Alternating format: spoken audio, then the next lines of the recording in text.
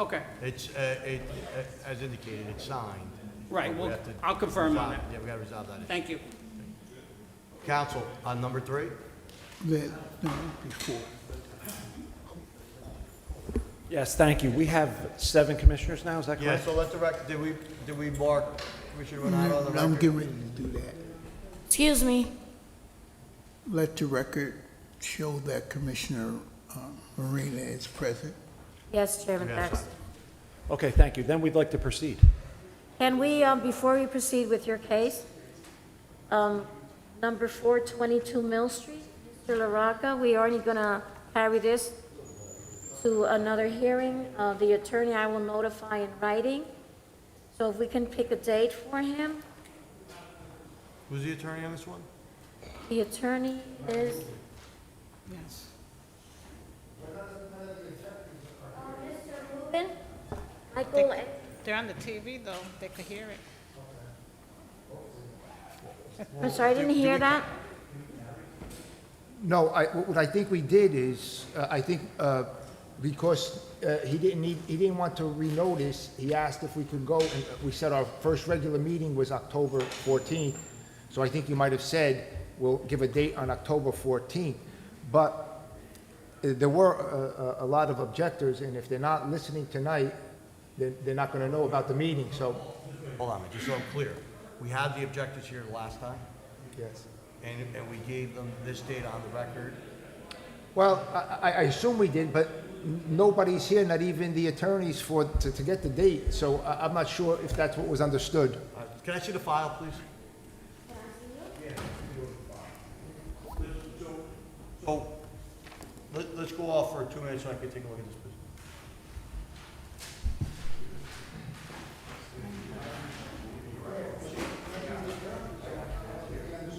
We're supposed to decide today Give this date for carry, just for... to schedule. I understand, but as secretary, they should be notified. It's never been asked to carry, gave it a date, because I was not here. But in all due respect, since you had objectors, this should have a date. They didn't have it. Because you remember Dave Lee was, David Sue was giving everybody a hard time. He said he would let everybody know once we got the date. So, and never happened. Spoke to the office and.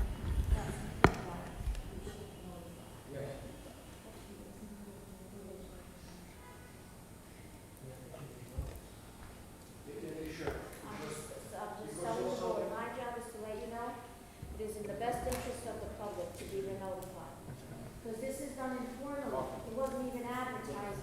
I put it in there as a courtesy because that's what was discussed at the meeting.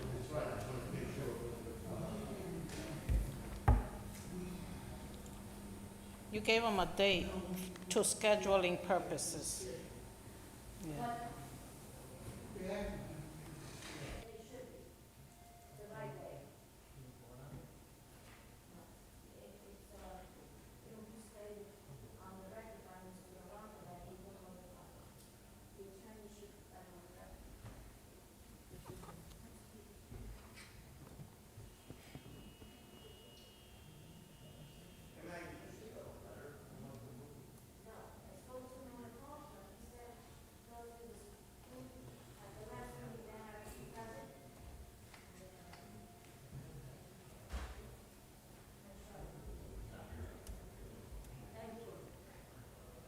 We could do it as a courtesy because it was mentioned, but recall that it's not advertised. If you like, we can put it on January 27th. All right, let's go back on. All right, Madam Secretary, we're just going to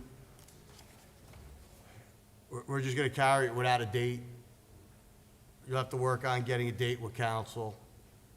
And I believe there's objectors, attorneys who should be made aware of the date, so we're not just spinning our wheels, and he's gonna have to re-notify. I mean, he's not even here. I don't really understand why he's not here. Excuse me, I will do this administratively with the list of property owners and the date of his application. And he will have to put that in the paper as well as in his advertisement. Thank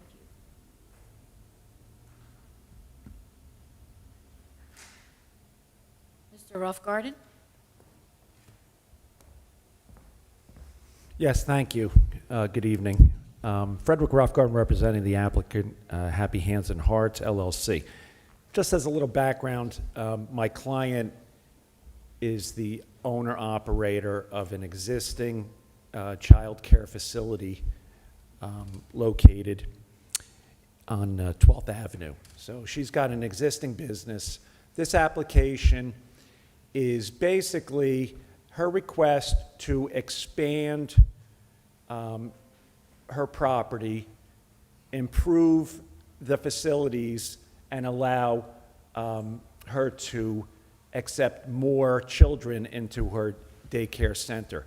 As such, we're making this application as an expansion of a pre-existing conditional use already in place, and a existing or a pre-existing inherently beneficial use existing on the site. So if it's okay with the commissioners, I'm going to call up our architect, Mr. Romanek, who can explain my client's plan for expansion based on the site plan that everybody has seen and I'm sure has reviewed. So, Mr. Romanek.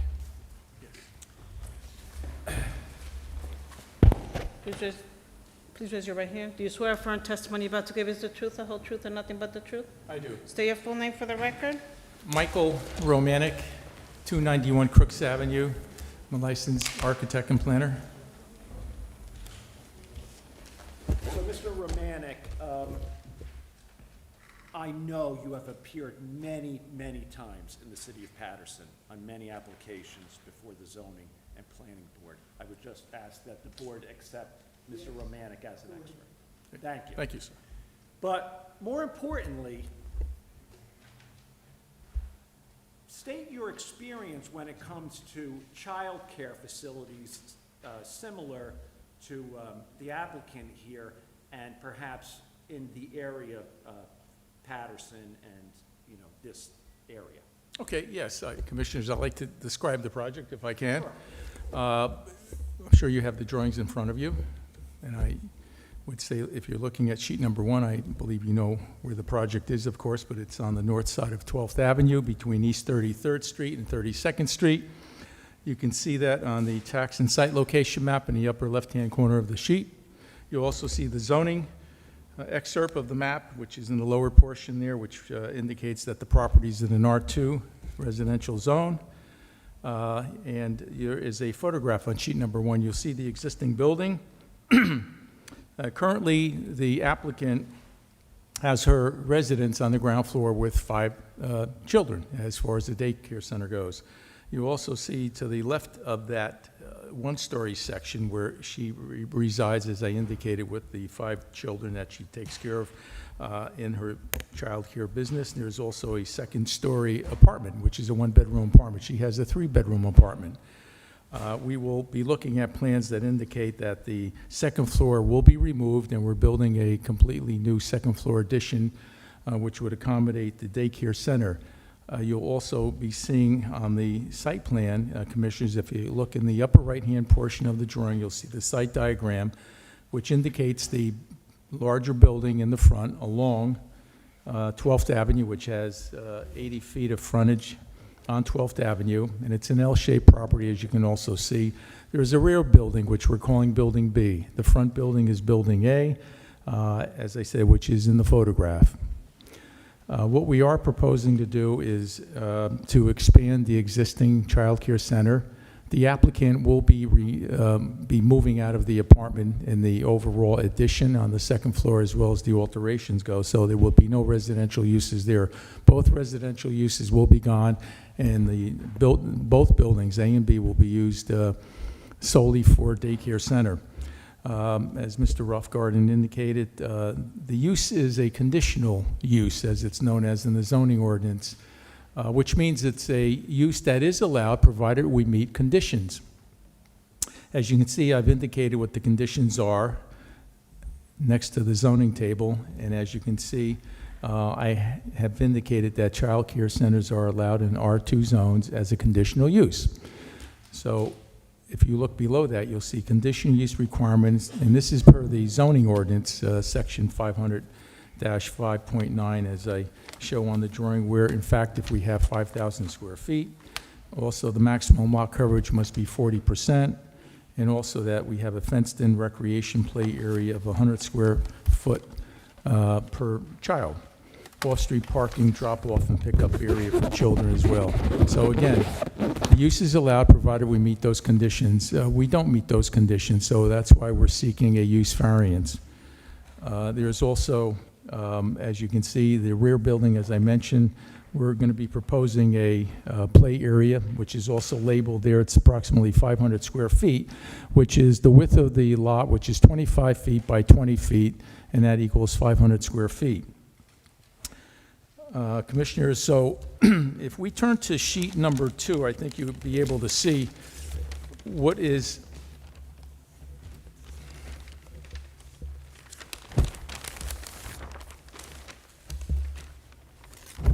oops.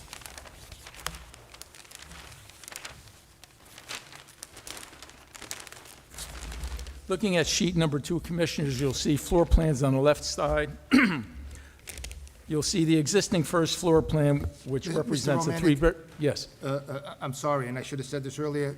Just give the date of your plan for the record, so we have Yes. it. 9/19/19. Okay, thank you. You're welcome. So Commissioners, look at the existing floor plan. You'll see what's there now.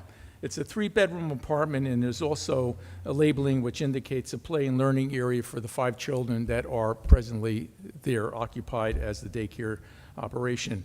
On the upper diagram, existing second floor, that's the 1-bedroom apartment which is now leased out to a tenant, again, which will be removed from the building itself as well as the applicant. And below, in the basement, you'll see what the existing layout is there. There's a staff break room, again, for the existing facility, as well as storage and so on. That's going to remain there. There will be changes, of course, on the first floor and the second floors as well. You'll also look at the diagram to the right, which shows the elevation. That's the view of the existing front elevation. That's Building A. That's the larger building, which has frontage directly on 12th Avenue. And there's also a left side view. As you can see from the notations there, we're going to be removing the second floor, and obviously the roof goes with that. We're going to be retaining the first floor, and we'll be constructing a new second floor onto that. Commissioners, let's look at sheet number 3.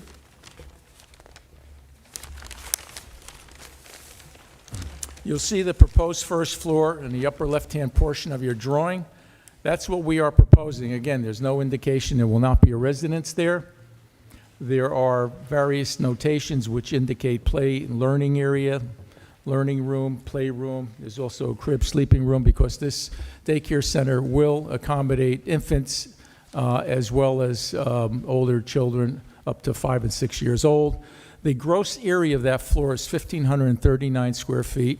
You can also see that I've indicated the net area as well, which is important because that's how the state licensing board allocates the number of children in a facility is by the net area, which basically means it does not indicate or include closets and so on, kitchen areas. It's just strictly for play learning area, as they call it.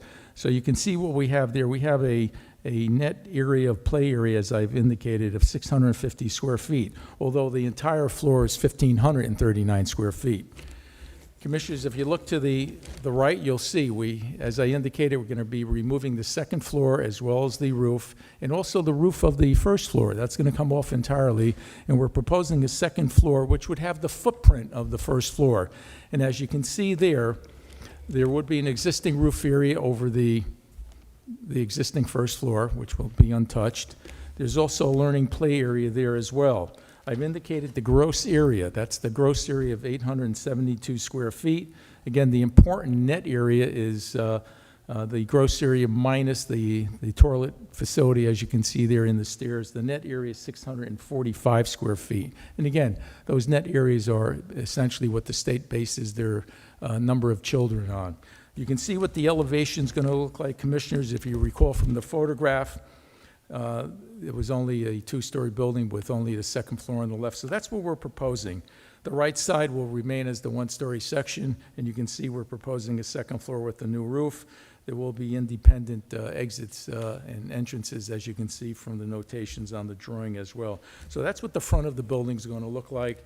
The left side is also indicated on the far right of the drawing itself. So that front principal building will be used solely for daycare. The two residents will be gone, including the residence, obviously, that the applicant now resides in.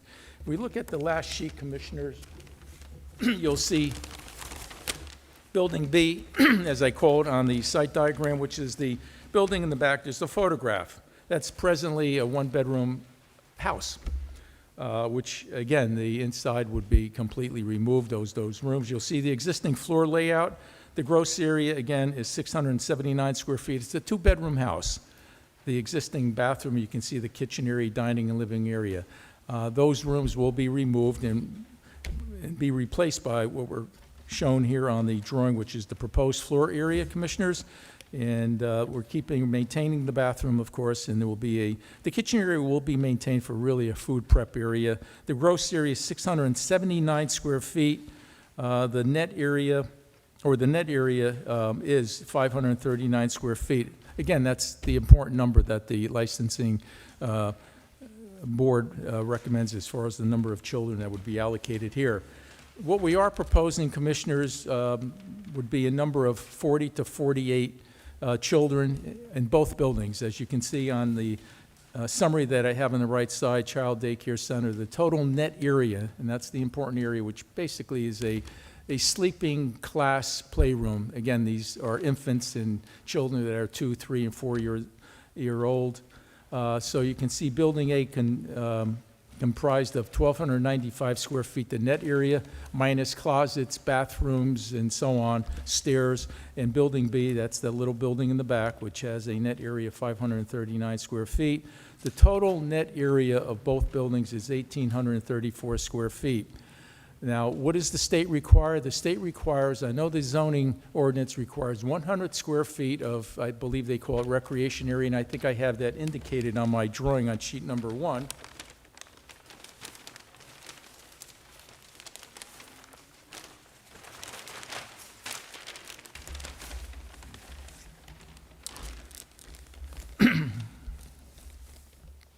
And as I indicated before, it is 100 square feet as far as what they call recreation area in the zoning ordinance. Now, what is required by the state licensing? For each child of so-called play area, recreation area, sleep area, it's 35 square feet per child. The recreation area, if you have 350 square feet of recreation area, and as you can see from the site diagram, in that area in the back, between the larger building and the smaller building, we have 500 square feet. The manual of the state of Families and Children and Family Services, they require 350 square feet for no more than 10 children at a time for outdoor play area. The applicant will testify that, in fact, there will be shifts. There will be never any more than 10. There will probably be more like 8 to 10 children on a shift. So as long as we have 350 square feet, we're allowed 10 children.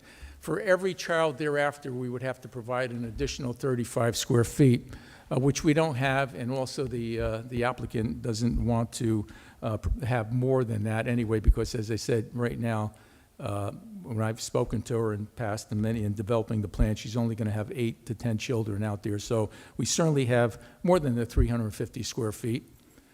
We have 500 square feet. Now, again, the one number that is given by the zoning ordinance is 100 square feet per child for recreation play area. Now, it's broken differently in the state code, which ultimately would provide the permit and the license to operate the facility, and there it's broken into 2 parts. Again, for the recreation area, if you have 10 children, you need 350 square feet, which we have.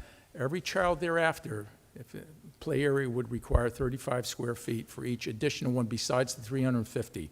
There will only be 8 to 10 children at a shift. As far as the indoor area, the play area and so on, the ordinance requires flatly 35 square feet per child.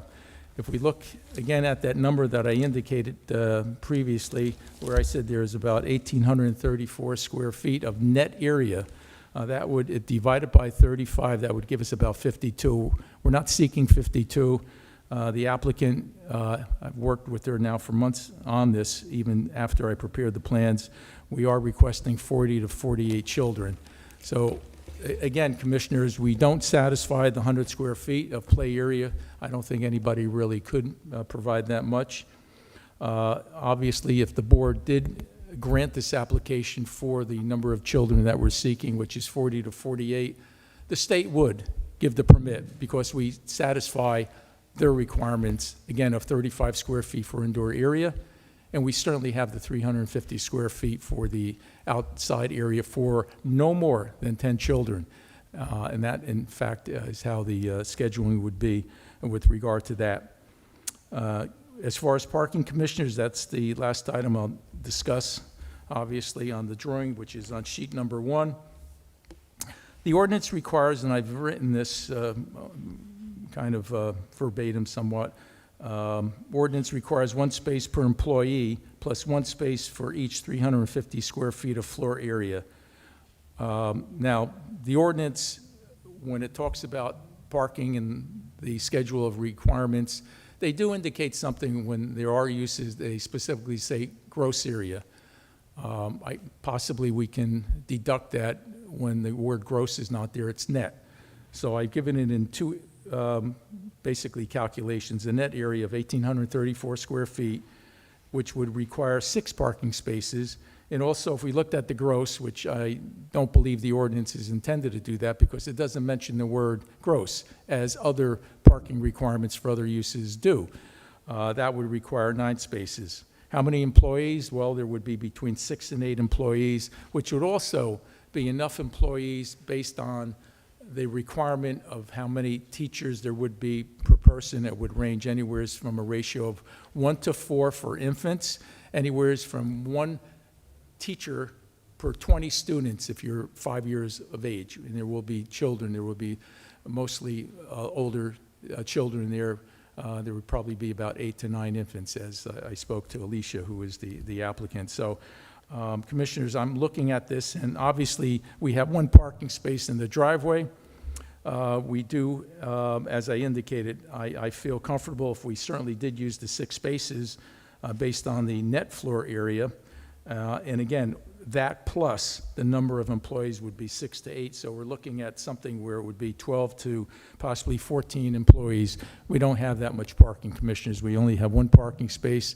The applicant is here, and she will discuss the arrangement as far as how teachers get to the site.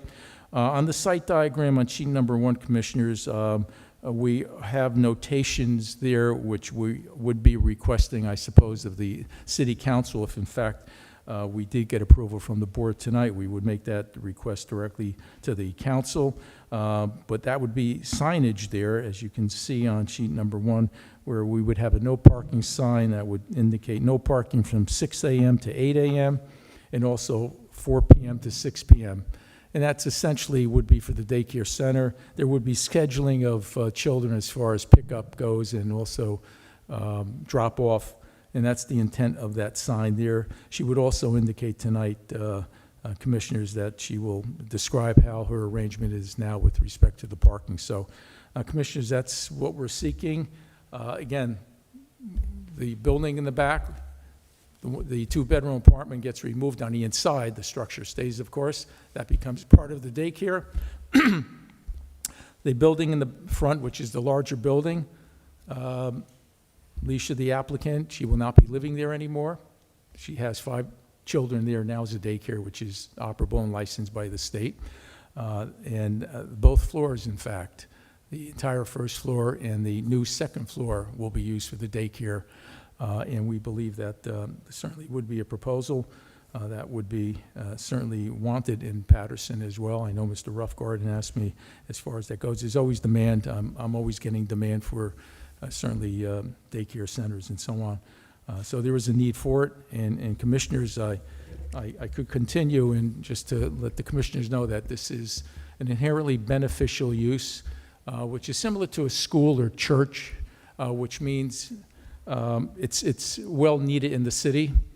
That inherently satisfies the positive criteria. I don't want to put it that way, but it means it's almost the automatic approval in a sense as far as the use goes, because it is inherently beneficial. It's something that's needed in the community, and normally I would get into positive criteria. I don't have to. The fact that it's inherently beneficial means that it is a needed facility, especially in Paterson. It certainly would serve the general welfare of Paterson as well. And we don't feel that what we are proposing really presents a substantial impairment to the intent of the zoning ordinance. We don't feel that it substantially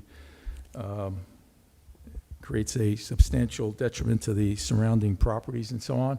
Again, but I think it would be important, commissioners, and I know Mr. Roughgarden would ask the applicant to describe especially how the children come to the site now. And again, there's only 5, and we do realize that.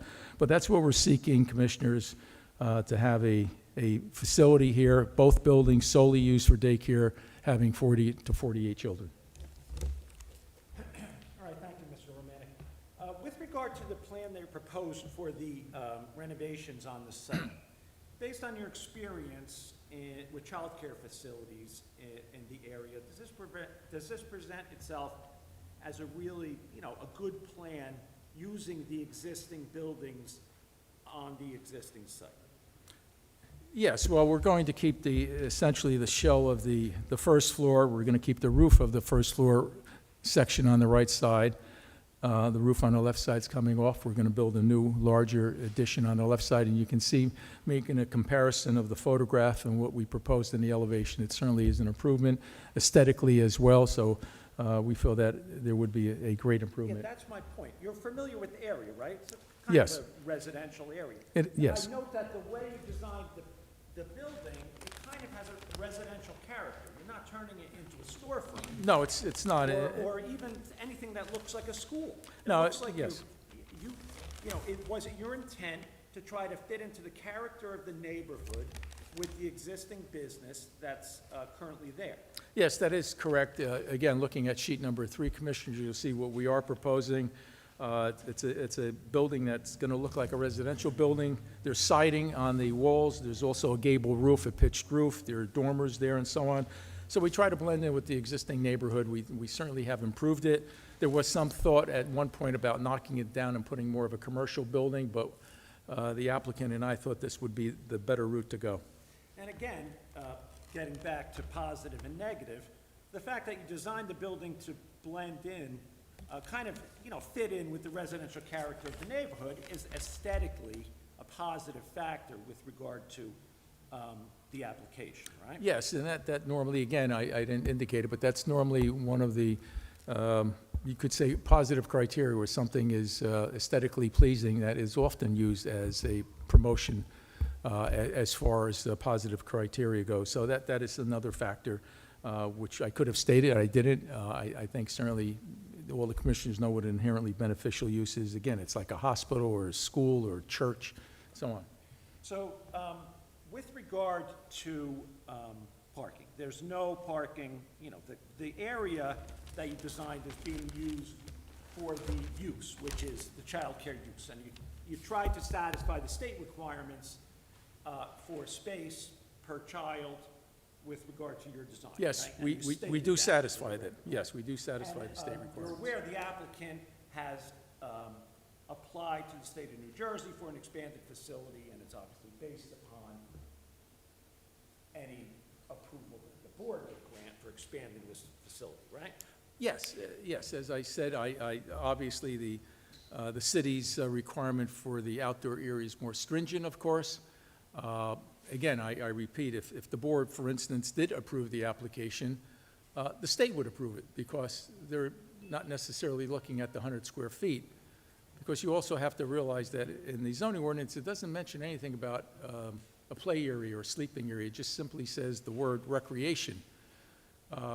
As I'm indicating to you, as far as what the state requires, it's 35 square feet for the indoor area. Also, in addition to that, is the 35 square feet for the outdoor recreation area as well. So if you want to look at it that way, it's 70 square feet.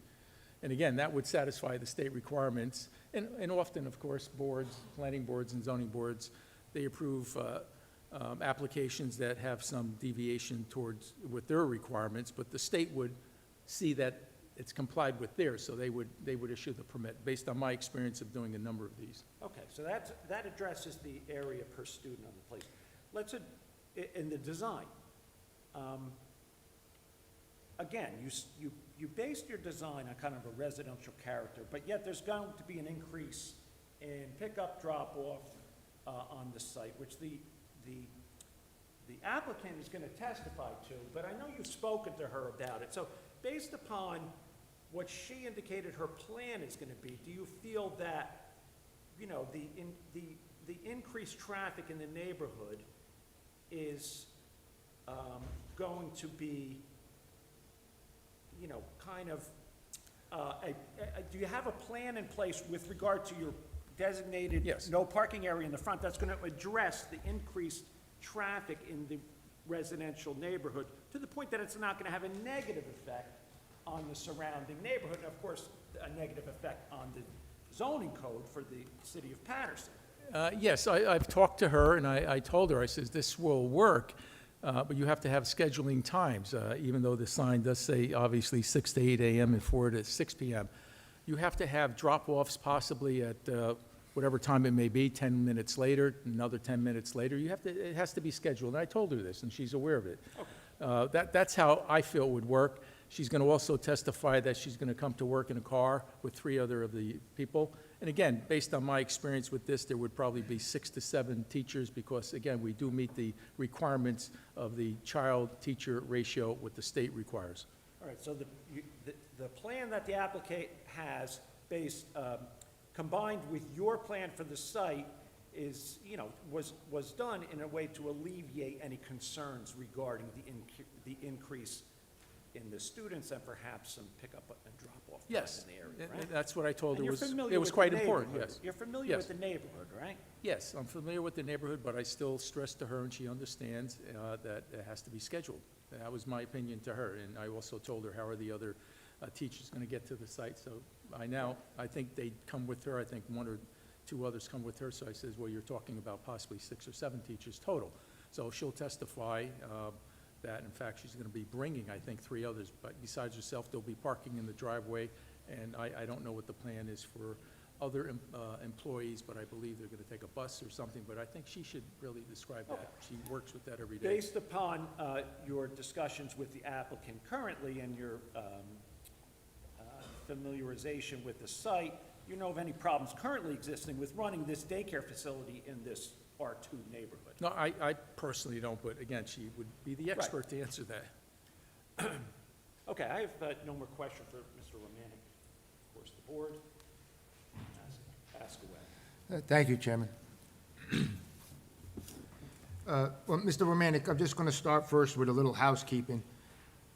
The definition for floor area is the sum of the gross horizontal area of all floors of any building from the exterior walls. So the floor area is not the net, but it is the gross by definition in the city of Paterson. So that's how we're going to start off with that, only Can I because- respond to that, though? I'm sorry? Can I respond to that immediately? Go ahead. Okay, well, I'm looking in the parking. Let's look at the section of parking requirements. Now, there are some that actually says gross, and there are others that don't. So what is it net or gross? And I know what the definition is, but if we look at the parking requirements, say for a restaurant, it's 35 square feet of gross area. There's others that indicate gross area as well. So am I correct possibly that the others would mean net? I mean, it's not clear. It's not clear. Well, it is clear, though, Mr. Romanek, and I'll respond to you.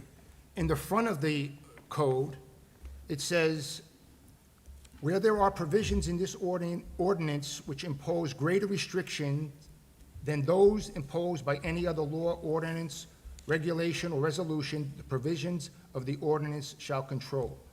Where the provisions of any other law, ordinance, regulation, resolution impose a greater restriction, then those are the ones that control. So we're going to go with gross based on my definition of the code in Paterson.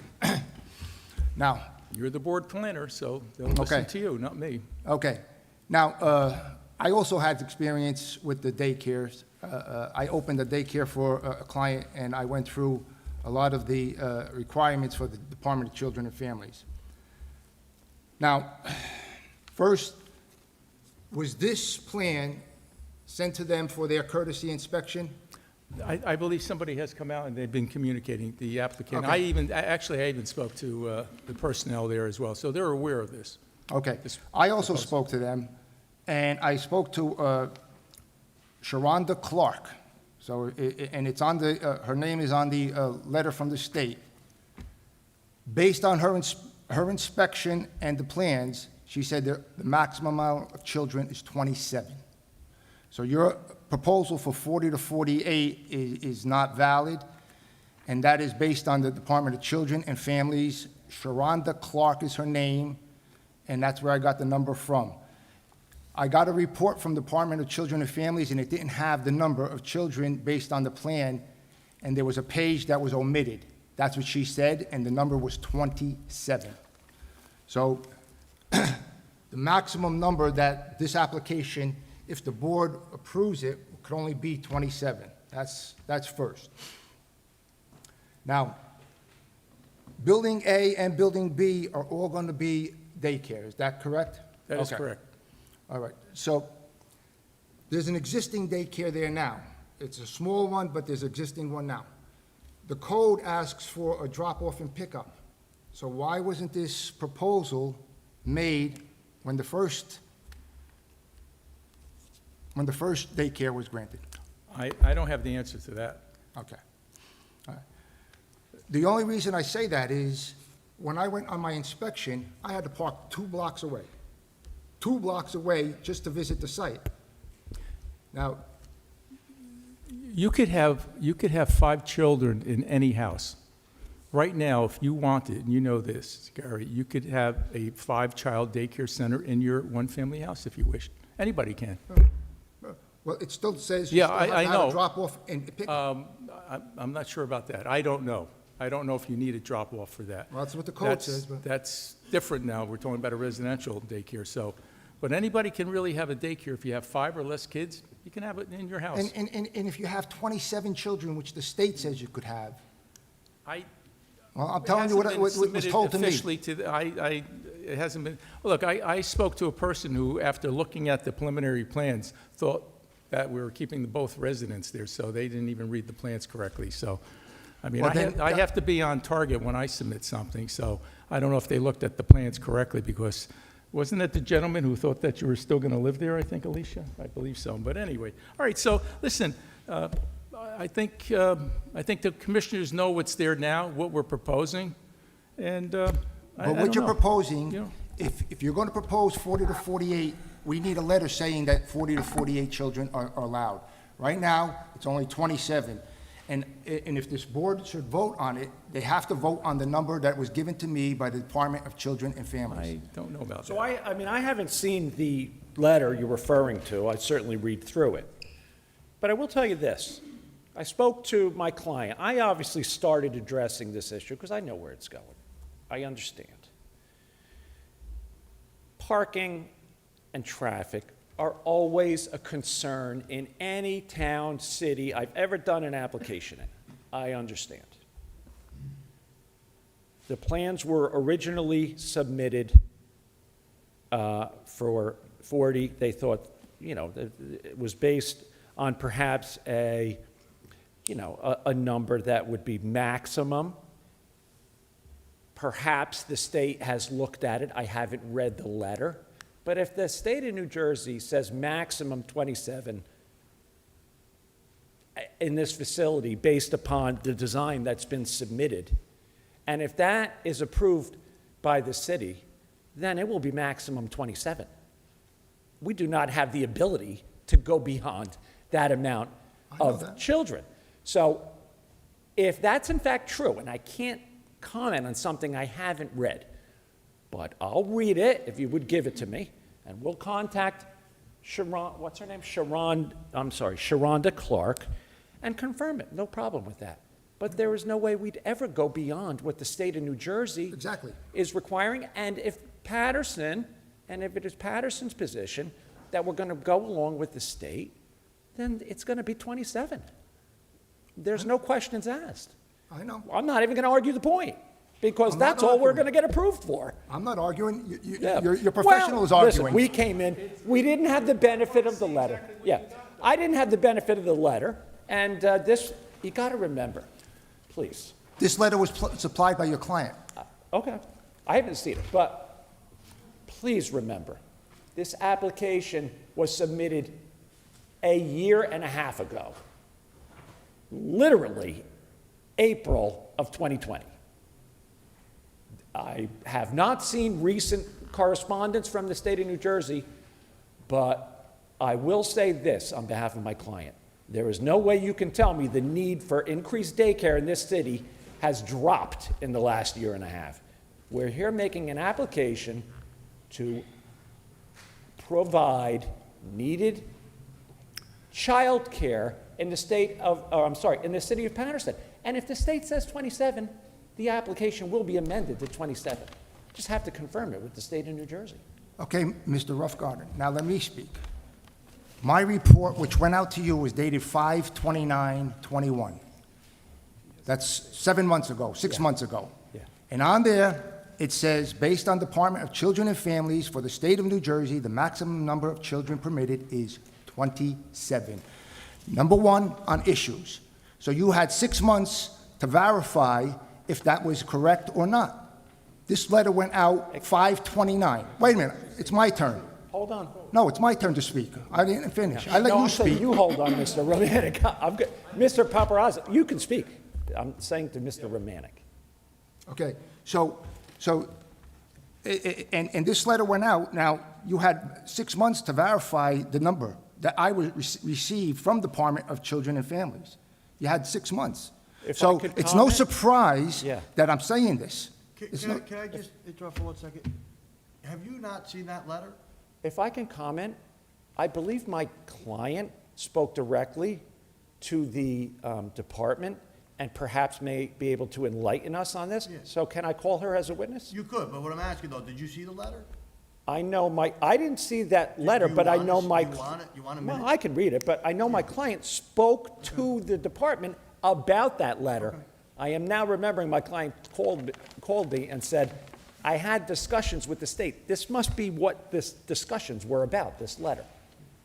I'll call her, and she can tell you what her conversation Oh, was. that's fine. I just didn't know if you guys wanted a minute or two. I'm not quite sure it's so important for me to see it, because I think it has a lot to do with the director and the state discussing it. I think it may be more suggestions than fact. It's not an issue because they're going to determine the number based on whatever they determine. So they're going to That is determine the true. number. So Yeah. right now, the number they determined and gave me was 27. If it's greater, we just need that letter from the state. If it's 100, I need the I letter from agree. the state saying she could have 100 I children. completely agree with you. And Okay. for that reason, can I bring her up so she can perhaps shed some light on this discussion she had? Well, it's not going to matter unless she has it in writing saying that That there's is 40. true. I mean, that is Because we're true. still going to, because it's going to be, Yeah. he said, she said. I'm telling you, I spoke to her, and I'm putting that on the record, and she told yeah. me 27. I do believe that, but I Okay. believe my client also spoke to her. And Okay. if she could come up and perhaps tell us about the conversation, as you have done? Thank you. That's fine, go ahead. All right, so I'm going to call Alicia Williams, who is the owner-operator of this facility. She's effectively the I applicant. know you have it. I gave it. Come on. All right, state your, you're going to take the test. Please raise your right hand. You swear or affirm testimony you're about to give is the truth, the whole truth, and nothing but the truth? Yes, I affirm. State your full name for the record. Alicia Williams. You're gonna have to speak up, ma'am. I can't hear you. Alicia Williams. Williams? Okay, Yes, thank you. ma'am.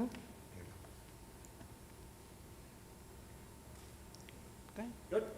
Okay, Alicia, You are the owner and in charge of this existing small daycare facility that you have running in your home, right? Yes, I am. Okay, so you're familiar with the plan that's been submitted. You got to stand up here by the mic, all right? Yes. I'm going to speak loudly so you can speak into the mic. You're familiar with the plan that's been prepared by Mr. Romanek, correct? Yes. You had a lot of discussion with him about the preparation for this plan and the expansion, your expansion plans for your daycare facility on the site, right? Yes. All right, you're fully familiar with operating your existing child care facility on the site, right? Yes. You are state approved to operate your existing child care facility, correct? Yes. You've had contact with the state of New Jersey and received a license for whatever whatever child care facility you're running on the site, right? Yes. Okay, so there's been some discussion tonight about a letter that was issued by the state of New Jersey concerning your potential application if approved by the city of Paterson. So did you have some discussion with the people down there about your plan for your new expanded daycare facility? Yes, I did. Okay, so there's some discussion tonight, 27 kids, and I understand if it's written on a piece of paper, you gotta go with what's written down. But did you have some discussion regarding that letter and the recommendations you received from the state of New Jersey? Yes, I did. Okay, so can you relay to the board what the discussions were? I mean, I get it, effectively, the person from the state of New Jersey is not here, but can you try to summarize your conversations with the representative from the state? Absolutely. Go, and say into the mic so everybody hears you. Okay. Good evening, everyone. So my conversation with Ms. Sharonda Clark went like this. She came in, she took the measurement of my current property now, right? She did said 27 kids. However, the reason why she stated that is because the walls are still up. So once the wall comes down and the reconfiguration of the daycare begins, then the number will definitely be changed. That's the conversation we have. And then we also have an additional second floor that will be going up. And Ms. Sharonda Clark was well aware of it. Okay, so thank you. So now we understand the letter. So I understand the letter. I actually do understand the letter, and that's what's written down.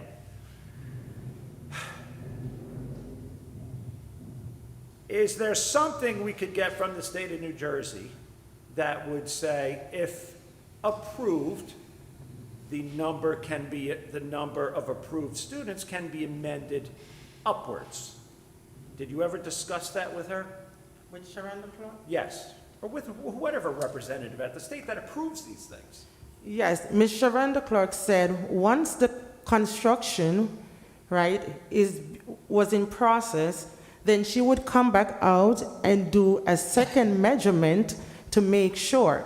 And the only thing I would have not to do is to let them kind of bind me in the 27 because the walls are going to be taken down. Any other things that were discussed with Ms. Sharonda Clark while you're on this topic here in front of the board? No, sir. Come up here. No, sir. So most of the discussion was how many max students you're allowed to have in the new facility, right? Yes. And I guess what she gave you is a decision based on the existing home. I guess if you cleared the property of the residential use, as it exists right now, 27 students could attend the facility. Yes, sir. All right. Obviously, there's a change planned here in which is going to take walls down and create bigger areas. She indicated to you that would have an effect on the approval from the state, perhaps allowing more students on the site. Absolutely. All right, thank you. You answered that question perfectly. So I do understand. I completely understand. You got what's in front of you.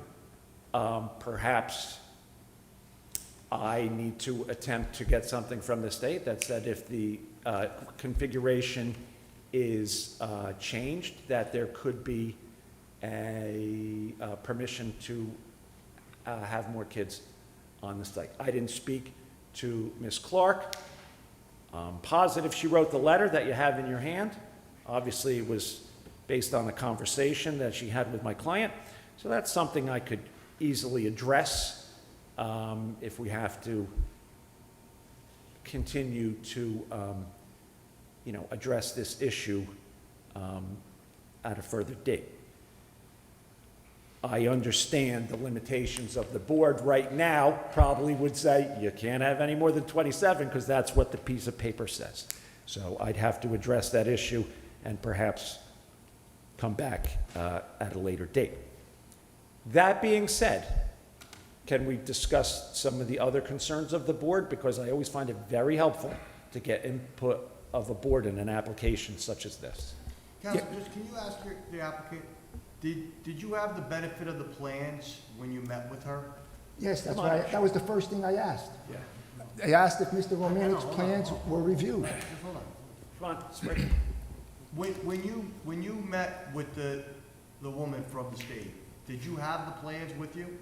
Yes, I have the plan at home, but she didn't ask for the plans. She just asked what I was going to do. But she reviews it on the plans. That's, the courtesy letter is not only based on a site inspection, but the proposal. The reason why. Because they have to see the number of bathrooms, Mr. Romanik knows that, they have to see the number of classrooms, the number of bathrooms, which is also used besides the recreation area on your number of children. The reason why I'm asking, counsel, is I understand you're gonna go back and try to get a letter that there could be an increase, and I understand that we don't know what those answers are, right? Yeah. However, my thought is, if we know what is proposed, what the square footage is going to be, if there's not gonna be a surprise what's gonna happen with the work. The measurements are there, Mr. Romanik did the measurements. I tend to agree. Maybe Mr. Romanik can say something here. I mean, I think we could come in as if it was done. No, the yeah, number. you're absolutely correct. Typically, what happens, I would prepare the plans and send them to the state myself, showing if there's any discrepancy, they'll make a comment, but I have to know what I'm doing. 35 square feet, that's it in the play area, so there's usually no problem with that. So it's not a matter of discretion or anything, or if the state comes up with something, because the state might have come there, and I know how they do it. They have a walkthrough, which means nothing to me. They walk through. I don't know how accurately they're going to really measure everything. Right. And the question is, I don't know if they know about the second floor. You know, it's a larger second floor. No, I understand, Yeah. I understand that, and I know we're speculating, but that's what I'm saying. I think that it could be clarified exactly what it's going to be, and then they will know about the second floor. Yes. They will know about the measurements, Right. and then we can get a number, whether it's 27 or 47 or whatever it is, but based on what the square footage is. Yeah, yes. Perhaps. No, typically, that's Yeah. what I do. Yeah. I'll send the plans myself to the state when we actually are getting into construction phase, and that's it. There's usually no problem with that, because we're both looking at the same thing. As I Right. said, it's 35 square feet. Will they look at something before construction begins? They do a walkthrough only, that's all they do. Yeah. They do a That seems- walkthrough. But they also look at your plans that you submit, Mr. Romanik. What? They also look at the plans that you submit. Nothing has been submitted. Yeah. And as a matter of fact, I bawled her out for submitting plans, I'm being honest. Then I said, why did you? It's not approved, That's yeah. another matter, but, you know, you don't. So I will say this, I mean, in an effort to address the issue, I would say that, you know, if Paterson if the city looked favorably on the application, and granted it, you know, perhaps the city could set an upward number subject to state approval. So you'd have to get both the upward number from Paterson and the max number from the state. And perhaps it would be the you know, whichever number, I guess, would be lower would be the one. that I you'd know go. Gary wants to speak, I'm gonna let him speak. I'm just saying, from your perspective, you may not wanna do that, right? You Well, may- you true, may be- because then it's a lower amount, yeah. You may not wanna do that. The state may approve a much higher number, Right, right, because now yeah. we're looking at the best case scenario, parking. I gravel. understand, So, yeah. I mean, but it's not my application. I'm trying to address the concern. No, I got that, I Yeah. appreciate that, and I'm trying to, Yeah. What I say is, you know, there's a little bit of, I'm sure my client's somewhat flexible with regard to the request for 48 students. So, you know, I've discussed with her that we may have to be a little flexible when it comes to that. I don't think she wants to limit it to 27, because 27 is only the facility as it is right now. And it's obviously going to be way bigger. than what it is now. And again, I accept what she says and her understanding of the conversation, but I don't know that either, right? I don't know that, I agree if it's bigger, and if they didn't look at the second floor, the number's gonna be bigger, but right now I don't know. Well, that's based on Mr. Romanek. I don't know, I I understand always that. send construction drawings to them. When I do the construction drawings, I send it to the state, and that's it. But you It's haven't yet. detailed. Right, but you, right. No, and as a matter of fact, I was a little upset that she No, no, I sent it got to the you. state. She's I got anxious, you. I realized, I said, don't do that, because that's not the time. That's the problem with, it's part of the problem we're dealing with. The thing's been sitting around for a long time, so she's obviously anxious. No, listen, I'm not pointing blame. Yeah. I'm just trying to Yeah. assist also in having this be the cleanest for not just yourself, but also for the board, so that, Suggestion how to address this issue. I'm kind of at a loss to how to address the issue, because I don't deal with them. I can tell you how to Commissioners, address it. If I could just say one thing, if you're happy with what the state will give as a final number, that's it. Well, I mean, that's what it comes down to. Here's what we have to do, folks. We have to vote on the number tonight of 27. But you don't, if the state increases it, you do not have to come back. That can be done administratively. So that resolves the Can you whole issue. repeat that? I didn't hear it. I If said, if the state says that they can have more, that could be done administratively. They don't have to come back. We're only going by the number that the state says now. yeah, but that doesn't change any concerns in terms of, No. none? No, the parking is based on the area and the number of employees. So, Well, doesn't the number of employees increase based on how many kids are there? they have the number of employees based on 40 to 48. Yeah, we're going max employees. You have- that's So the your stuff is application. all maxed out? Yeah, Okay. we I- maxed out the Okay. employees, and she's going to address that issue. So- So thank you for addressing that. That was, I couldn't figure it out, so you've given me an answer. The issues I have, Commissioners, are twofold. One, based on these numbers, 19 parking spaces are required and one is existing. And two, that area for drop-off and pickup. Now, I don't know what the mayor and council are going to do, but what I said to you earlier is when I went to the site, I actually had to park 2 blocks away just to visit the site. So there are issues there with parking that are fairly severe. And those are the issues that actually going to affect the conditional use. Now, the number of children will be based on the recreation, the number of toilets, and the number of classrooms. Right now, they told me 27. If that number increases, they'll have to give a letter to Mr. Roughgarden and the client, which will supply that to the zoning department, and the resolution will be adopted to amend that number, if that is the case. But those are the issues. The issues are parking and that drop-off and pickup area. If there were any intentions of even increasing or even starting, without any parking there, that should have been made from the start. It really should have.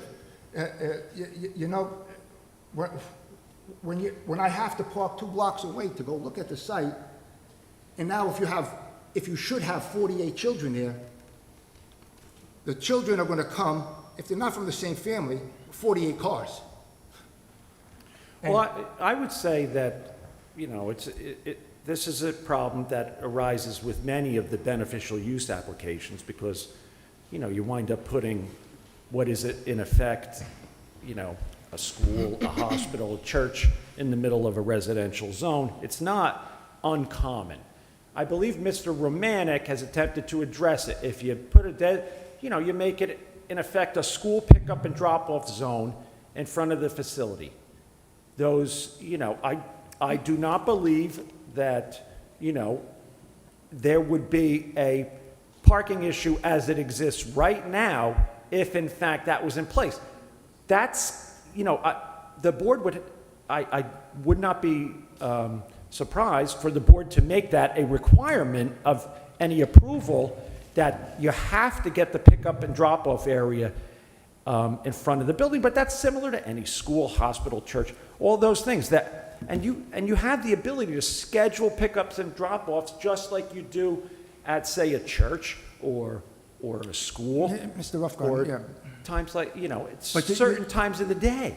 If you have 48 children, even if it's 2 minutes, which is fairly quick for them to Yeah. stop, take the children out, run them in, and run them back out, you're talking close to 2 hours worth of time. And in bad weather, snow, rain, and if you have a 2-hour window and people have to go to work, is the reason why they're bringing their children to daycare, they don't have that 2-hour flexibility.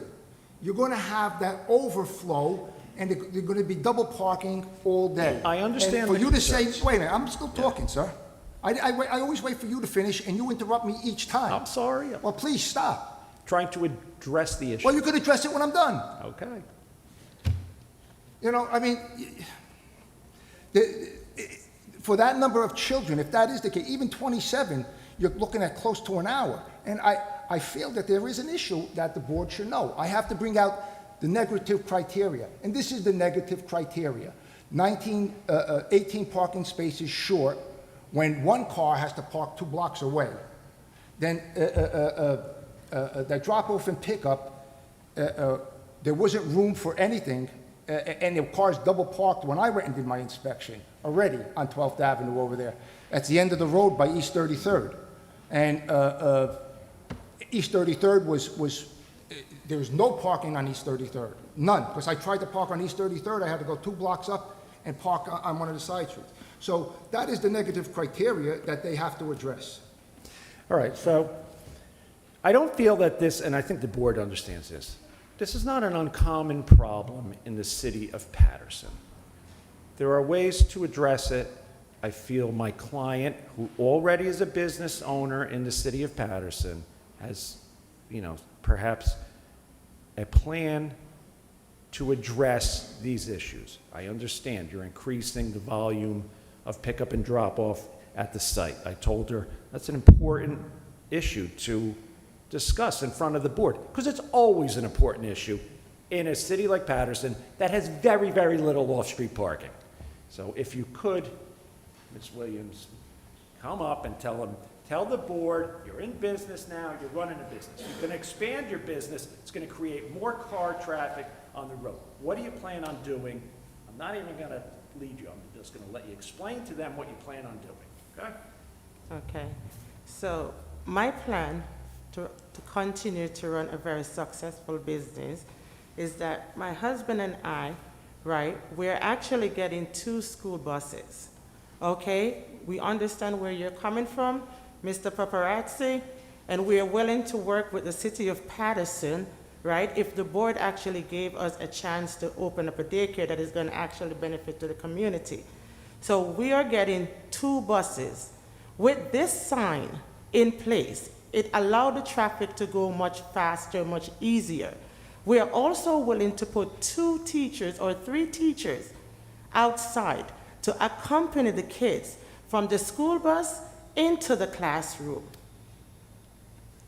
My family, which is my husband, my 2 children, we will be traveling together.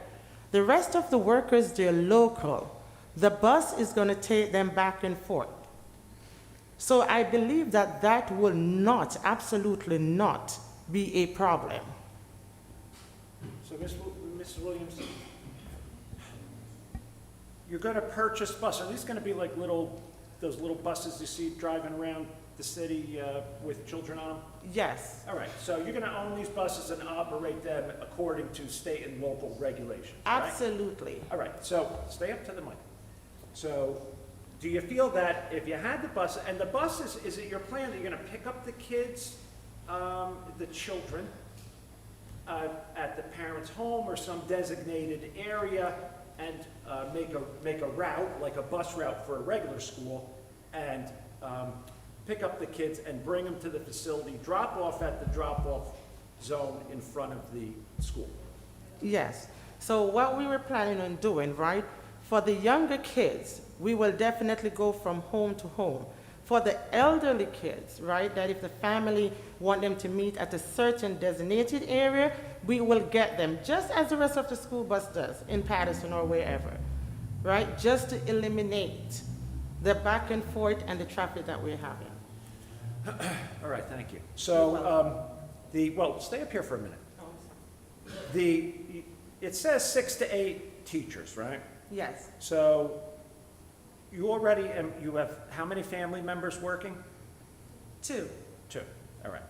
So you plan on having a couple more family members that are going to travel together, is that what you say? Yes, All right, and then the other teachers are local, perhaps they could walk or take the bus, is that correct? So they're not Yes. going to require no on-street parking because they're not going to be taking their car. No, they're not going to be taking their car.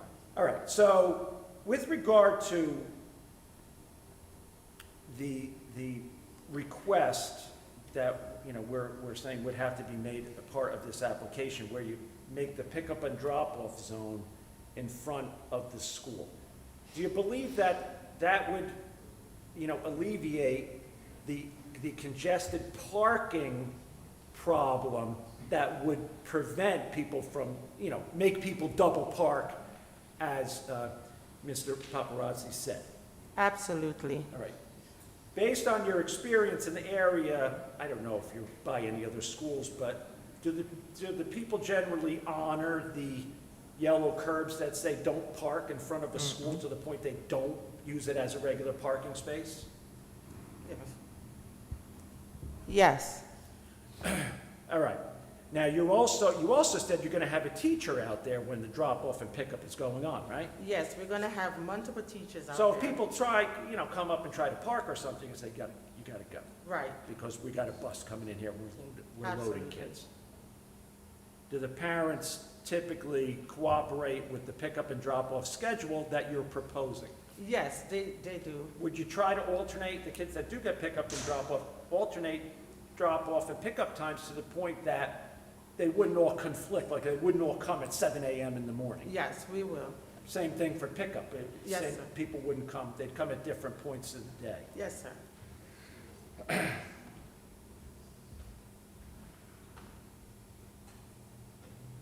Now, based upon the way the house is set up, there's no way you're gonna be able to get off-street parking in any significant in any significant way with regard to this property, right? Right, And you don't wanna knock down the buildings because you wanna create a school where the kids are gonna go into the buildings, right? yes. All right. Now, Ms. Williams is up here, you certainly can ask her more questions if you want, or I'll call Mr. Romanek back up. I'm willing to address, listen, I've talked to my client, she's already a business operator in the town, she's running a school. She wants to expand the school and, you know, address an obvious need for the parents and the children in this city. She already lives in town, you live in town, right? Yes, I mean, she lives in the city, she's a resident, she's gonna move out of her house, find a new place to live, just so she can open the school. I think she's demonstrated that she already will work with whatever's required by the city or the state to continue operating her school. She just wants to expand it. I understand, and we all understand, Mr. Romanek specifically and I understand the issues regarding traffic in the city. But we feel we came up with a plan, with the buses and the staggered pickup and drop-off times to address what is a very common concern in front of any school or any hospital or any church. We'll continue to be flexible when it comes to requests from the city to allow us to perhaps gain approval for this application. So if you got other questions, my client's here, she'll answer anything about the business she's operating on site or the one she wants to answer. And of course, Mr. Romanek is still available. Thank you. I have a question for the landlord. How many employees do you have right now? 2, my daughter, myself, and my other daughter drop in. Okay, when you planning on having the 48 students, what are the age group are you expecting? Okay, so they're going to be from around 3 to 6 months up until age 6, sir. And when it comes to the busing, are you gonna go to their house and pick them up, those 3 years olds? Or, Strap them on the car, in the car seat, sir, have someone inside of the bus, and take them straight to the daycare, sir. and then where do you plan on parking the buses after you drop them off? Okay, so now we have a church that is across the street, right, that no one really use. So, and they do have some parkings, right, right across the street, as I said. So that's, now they're not using. What if they open up a year, 2 years later, they start using them? What's gonna be your plan? Then I'm sure there is somewhere else, sir, that would be available. I would have to rent it if I have to make our business work and to accommodate the city, the people of Paterson. If you're gonna rent it, you should plan ahead of time, like plan now, so you have a permanent place and not struggle later trying to find a place to park and everything else. I'm sorry, I did not hear you. Now I'm saying if you're planning on renting a place, you should try to find it now and get the lease. What's 10-year, Gary? Yeah, you should get the lease and show us the lease that you already have a place in plan, and this is gonna be your permanent place for at least 10 years. So you're saying to go along with the bus plan, if it's approved, you want to see the fact that she's got some off-street parking for the bus? Yeah, that's one of the thing, and then also we want to see how well we know if she's really gonna get the bus or not. Well, You know. I mean, listen, I guess you can make it subject to, part of the approval, to address the obvious, to address the stated traffic parking concern. That's a plan that addresses that specific issue. So I don't see why you couldn't make that We would make a condition of resolution. condition of a resolution that you have to actually operate some transportation for the students, because, as I said, I understand the city has a problem with these types of things. Yeah, sir, could you tell me how many infants, 1- and 2-year-olds are gonna go on a bus? They don't necessarily have to be 1 to 2, sir. No, Because but you- 3-year-old and 4-year-old do go on bus, and they do use car seat, Mr. But Paparazzi. you said you're gonna have infants, toddlers, and you're gonna have infants and 1-year-old and 2-year-old. You said that you're gonna have them. If you said that you're gonna have them, I'm not sure any parent is gonna put them on a bus and not an infant. So that's Yeah. where there is still a Well, little bit of. I don't believe that we said we're going to eliminate pickup and drop-off. We're trying to address the Okay. excess pickup and drop-off. Listen, you may be right. Who the heck is going to put a 1-year-old on a bus? Those parents are going to drive or walk their kid to school. I mean, maybe there's parents in the neighborhood that walk. I mean, you can walk a kid you got to figure in a 3-block radius, there's got to be some parents that are going to take advantage of this new child care facility, brand new, in their neighborhood. You don't think some parents are just going to walk their kids to school? I guarantee you they're going to do that, because it's right down the street. All of a sudden, you're going from 5 to, say, 40. The parents are going to be lining up at the door to get into this facility, the ones that are in the neighborhood, because you're addressing a need for childcare in the neighborhood that the business is located in. That's the whole idea, I feel, behind the 5, Mr. Romanek said, anybody can have a 5-child daycare in their house. The state acknowledges the fact that the people of the state need local childcare. She's trying to make it a little bigger to provide more childcare for the people in the neighborhood and the city. So, I don't think this childcare is going to be used by anybody outside of Paterson. It's going to be for people of Paterson, because they're going to be in the city, and they're going to be in an area probably around the city, and they're going to say, wow, look at this. This new facility opened up, and they got 35 spots available for new kids. I got to get in there. I've seen these child care facilities, when they open up spots, they fill up like this. Brand new place, with buses, they're going to be waiting at the door. So, Of course, it requires approval of the board, but we're trying to really address a concern in the city. Also, you say you're planning to have 8 teachers, and your plan is to have 4 out waiting outside for the kids to come so they can take them in to monitor the parking? I'm not here. So you say you will have 8 teachers on site, right? No, I did not say I will have 8 teachers outside. I said that we will have 8 teachers. 8 in total, correct? Yes, And sir. then you say you will have 3 or 4 outside. We'll have a few of them outside. So who's gonna be inside monitoring the rest of the kids? Sir, there is 8 teachers, sir, right? 8 teachers. Okay. And a few of them will be outside. So you have a few on the outside and a few on the inside, just like the regular school. When I go to drop off my kids at school, sir, you have teachers on the inside and on the outside, the same structure, sir. So inside, if you already have 30 kids and you only have 4 teachers inside and you have 4 outside, or let's say 5 inside and 3 outside, then how are the 5 taking care of the 30 students inside? They're all 48 are not going to be, or whatever the board says, sir, will not be coming at the same time. That is the reason why, sir, we're going to have a schedule, right? And it depends on how many kids are left to be brought into the building, how many hands we need outside, that's what we will do. But a majority of the time, all of the time, our babies, our children will never, ever be left unattended, if that's your question, sir. Commissioner Watkins, how are you, Ms. Williams?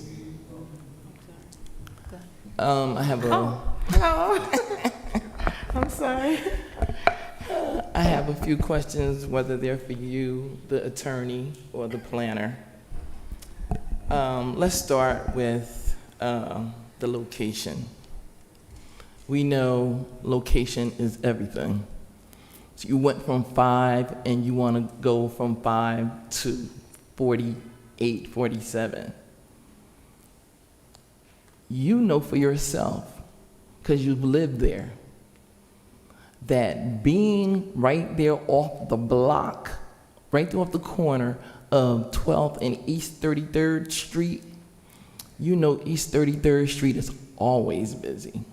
Not only is it always busy, when you have to make a left or a right turn onto 12th Ave, because of those small businesses and laundromats right there on that block, the next block, I don't care what time of the day you go on that block and make that turn, cars are double parked. You know that for yourself. Not all the time, miss. Not all the time? Not all the time. Okay, so we're talking about the times that you need it, and you're talking about pickups and drop-offs. Prime time, when people are trying to go to work. Very important. How long are the buses going to be there? It doesn't matter how long those buses are going to be there. They're going to be right there when you turn off that corner on East 33rd Street. You've already backed up the traffic. You've already backed up the traffic. Another issue, you cannot say what will be honored while you're inside the building versus outside the building. Talking about the yellow lines. The yellow lines, they don't honor them in front of the police station. They don't honor the yellow line in front of the federal buildings. Now we're talking about a residential area that you want to put yellow lines for buses or pickup or drop-offs. It's a residential area, and you're talking about people running in and out what they may think is 2 to 3 minutes. God forbid they see somebody they know and they want to have a conversation, and the mentality is, oh, they'll wait. I have to get my kids. We know that all too well if you're familiar with Paterson. Not only that, I'm talking about the reality. They talked about what the state will honor. We need to talk about the reality of what's going on in Paterson and that location where you want to go from 5 to 48. We know all too well businesses say what they want to get what they want. Who will enforce what is going on, what will happen as far as what you want, as far as the buses? Who's going to be there? When you're busy and a child is acting up, and they do, and they need attention. They need attention. Not only that, that location. Now we got to talk about the safety part of it. Mr. Gary, our planner, talking about he had to park 2 blocks away. Now that he doesn't live in that area. So it might be another time that he have to go and he might can't find a park even 2 blocks away. That's how bad the parking is there. Now, what you want to build is great. Do we need childcare? Absolutely. But we're talking about that location, which is a residential area. You live there. You witnessed everything I'm saying for yourself. So whether it's your location or another location, those yellow lines aren't honored. When people say, I want to run in there for 2 to 3 minutes, they're not honored at all.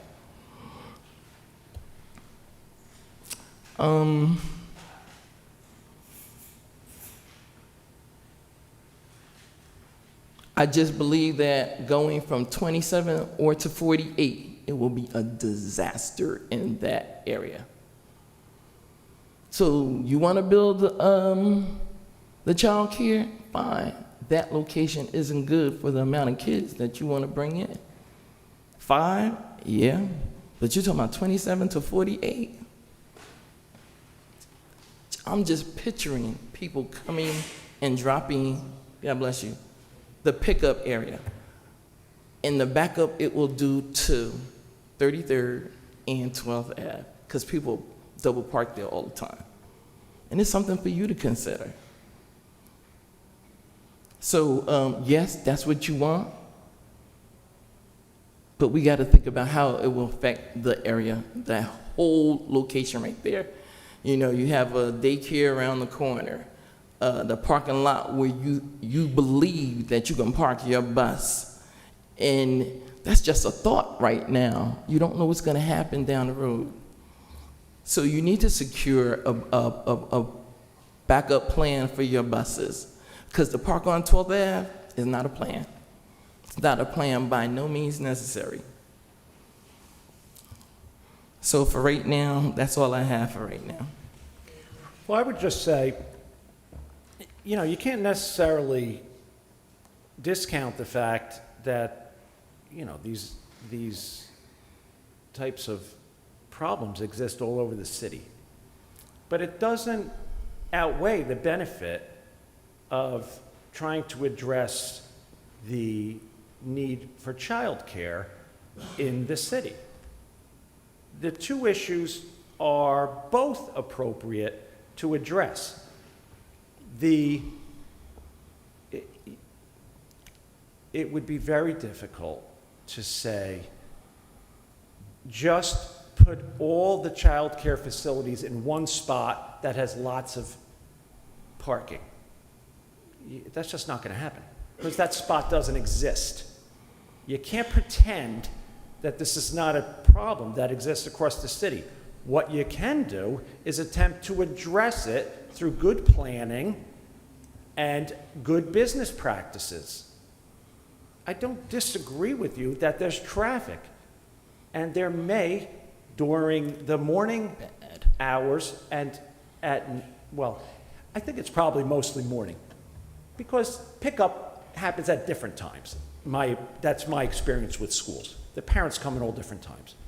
In the morning, perhaps, you know, there could be an issue, but we're attempting to address the issue. We can't move the building. The facility is there.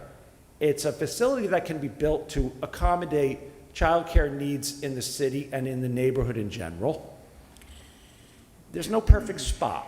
That perfect spot doesn't exist, and if it did, you know, they'd have a 500-unit childcare facility there with buses running all over town. We don't have that. There's a shortage. But I feel, and I'm sure my client feels, and that Mr. Romani feels, he's attempting to address the concerns which are valid regarding traffic and parking. There's traffic backups all over the city. Just because this may create one of them doesn't mean that it's not a valid application. Someone's attempting to do something that's good for the neighborhood. I understand traffic is bad for the neighborhood, but the school is good for the neighborhood. We're trying to achieve a balance between the two. My client is a resident and a business owner.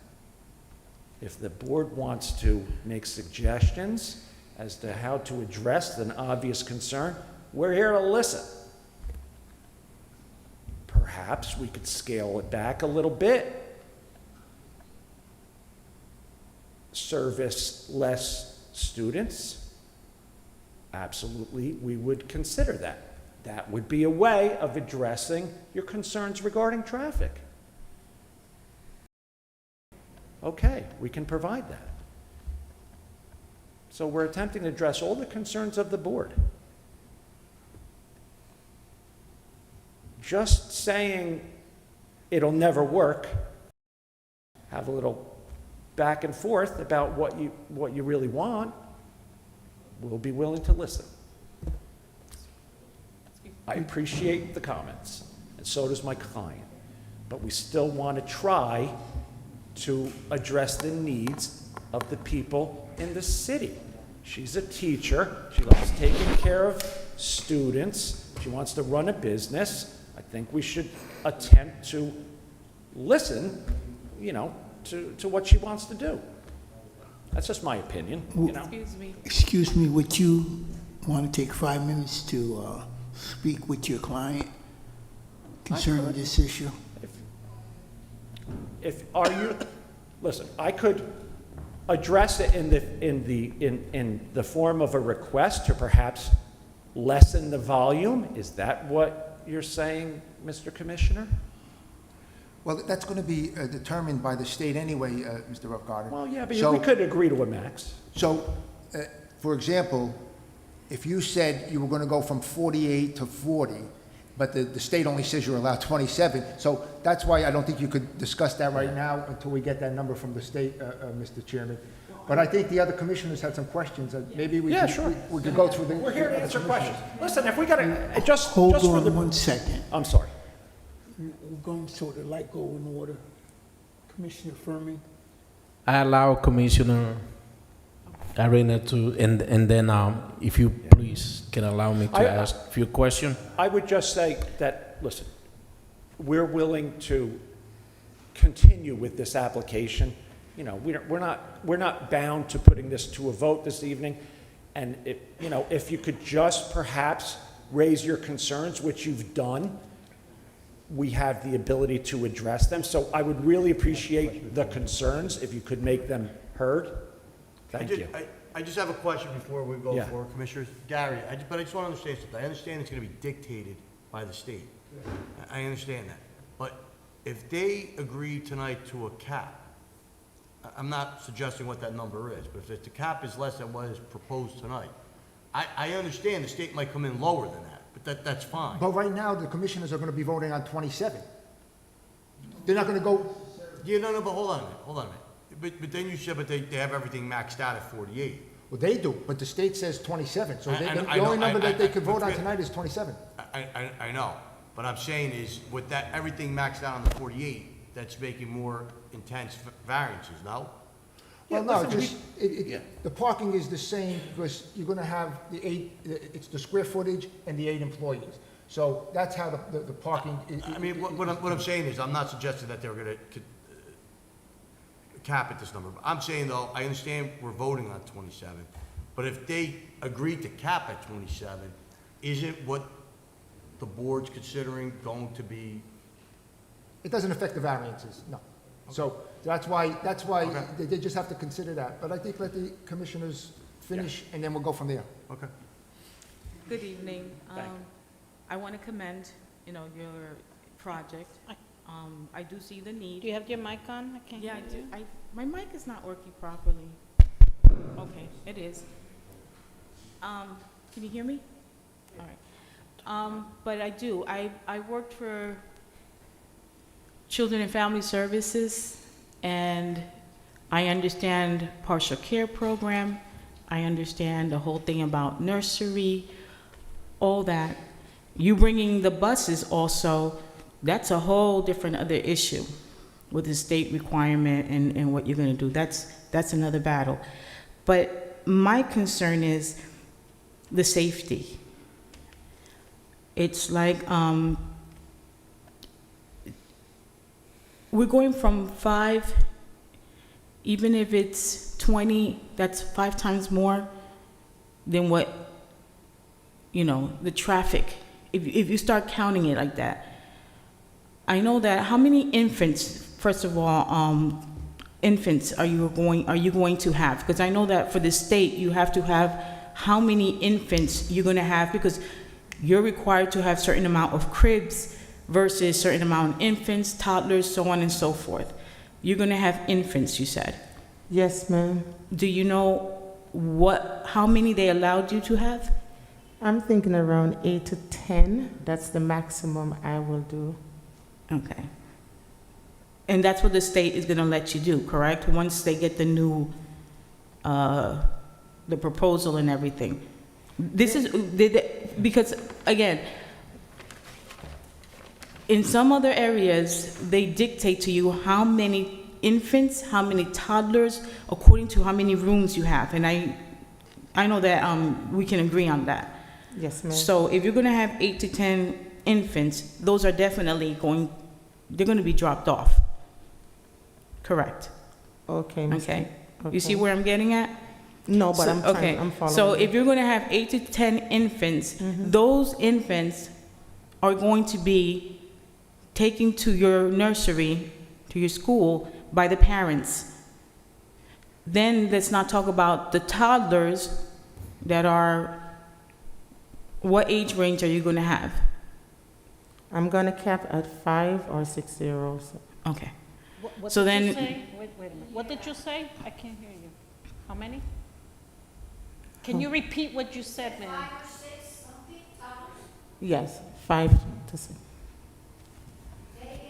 5 to 6 years old. Oh, years old. Okay.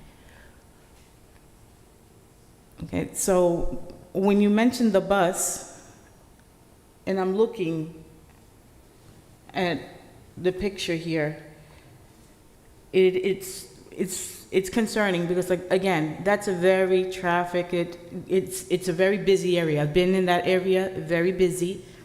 I've canvassed around that area too, so I know, finding parking is difficult.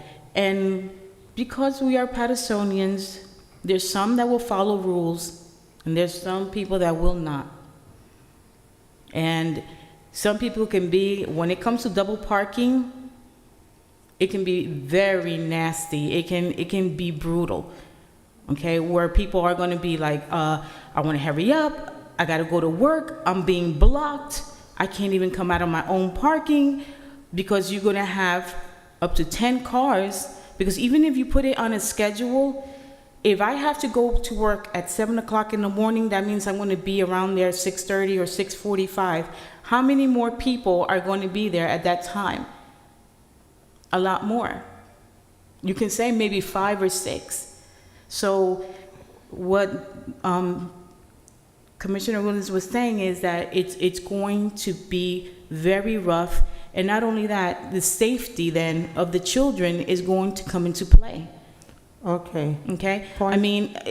It's just location.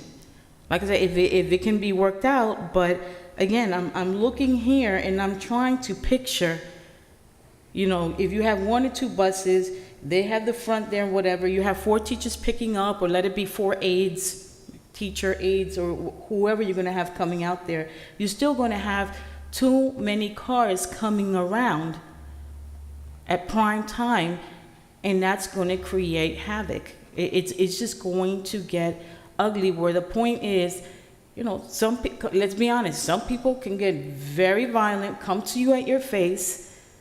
Some people don't. But this is something that, you want to try to avoid, because then it just jeopardizes what you are trying to accomplish. Okay.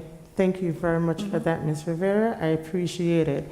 If the school bus is going to be too much of a hassle and cause a chaos, I am willing to do 2 caravans where the safety of the kids, I guess, will make you feel much better, Ms. Rivera, right? Because you said you look at the pictures and everything. So like the caravans, you know, we call them the soccer mom van. Maybe I can use 2 of those. What do you think? Can you repeat that? I didn't hear that. The caravan, like the Toyota or Chevrolet or, you know, whatever they have, I can use 2 of those to assist the parents of Paterson to take their kids to the daycare. Can I just say something, please? Sure. I have lived in Paterson for a very, very long time. For a very, very long time. I am a parent. I am a mother. Since I have opened up my daycare and welcomed all these kids into our home, I have seen the necessity of childcare grow like rapidly. We have kids, we have parents seeking care for their children on a day-to-day basis. Nowhere to take their kids. I have parents asking me, literally, you know, I don't tell them that they have to beg, but they're begging for me to care for their kids so they could go to work, so they could provide for their family. And I see this is something that the child care system face on a day-to-day basis, as Ms. Rivera just said. Parents out here are struggling. And all I am doing, I want to do, because I am so compassionate about what I do, I am willing to move my family and myself out of our home to assist these parents, where it's going to take a lot of burden off these children, of these children and off the parents too. You know how many families and how many phone calls I get on a day-to-day basis? I don't want to leave my kid with my family member because I don't feel like that they're safe. Can you adjust your schedule to help me out? I do understand what you guys are saying about the parking, and I am willing to do anything that I have to do to accommodate my parents and to be in the guidelines with the city of Paterson. So as this application has been placed in front of you tonight, I am asking you guys to consider this. I don't believe this is an individual thing. I think what is best for our city and for our parents is to actually provide an outlet for them in the areas that they need it the most, especially childcare. I don't know if I was able to say that, but I'm telling you because I'm very compassionate and I'm very emotional about what I do. And that's just what I have to say. Yes, sir. You had a question for me? Yes, Mr. Chairman. I do have a couple of questions. May I please proceed? Thank you. My first question, how long now have you been in business? Since 2008. How, at this time, how the kids get dropped off? So when the kids come, the parents, they pull into the driveway and I assist them. So we take them from the car and we bring them in. Have you had any accident since your business is operating? In terms of? Traffic-wise? No, sir, we have not. And now, what is the hours of our operation from what time on? Before the COVID, it used to be at 5:30 in the morning. Again, I go back to the needs of the parents. 5:30 in the morning till 1:30, right? And then another parents will drop off their kid at 6:30 because they got to be at work for 8 and pick up at 4 or 4 o'clock. Yeah, leave work 3, pick up from 3:30 to 4, sir. At the present time, how many kids do you have? I have 5 children now, sir. Thank you. No problem. Yes, Alicia. Yes, sir. I thank you. I thank you that you're here.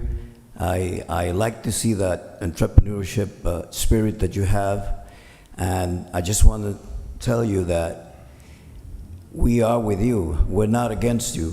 We just want to do what's best for the city of Paterson, and I hope you understand that there's nothing against you or what you're trying to do. We're just bringing all these observations to you to see how maybe all of us together could come up to a solution, a way to mediate it and to work it out.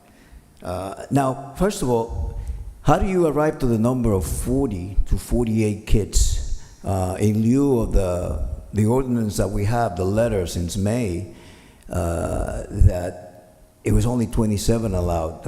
Why was the number 40 to 48? And by the way, 40 to 48, 48 is 20% more kids than 40.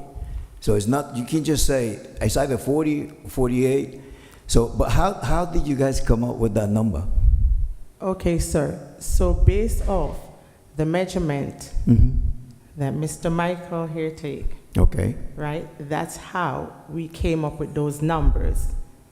Regarding the letter that stated 27, was based off the place not being reconstructed. Okay. That's how that 27 came about. Okay. Also, you mentioned about if you get buses, you'll have a church that could provide the parking spaces for the buses.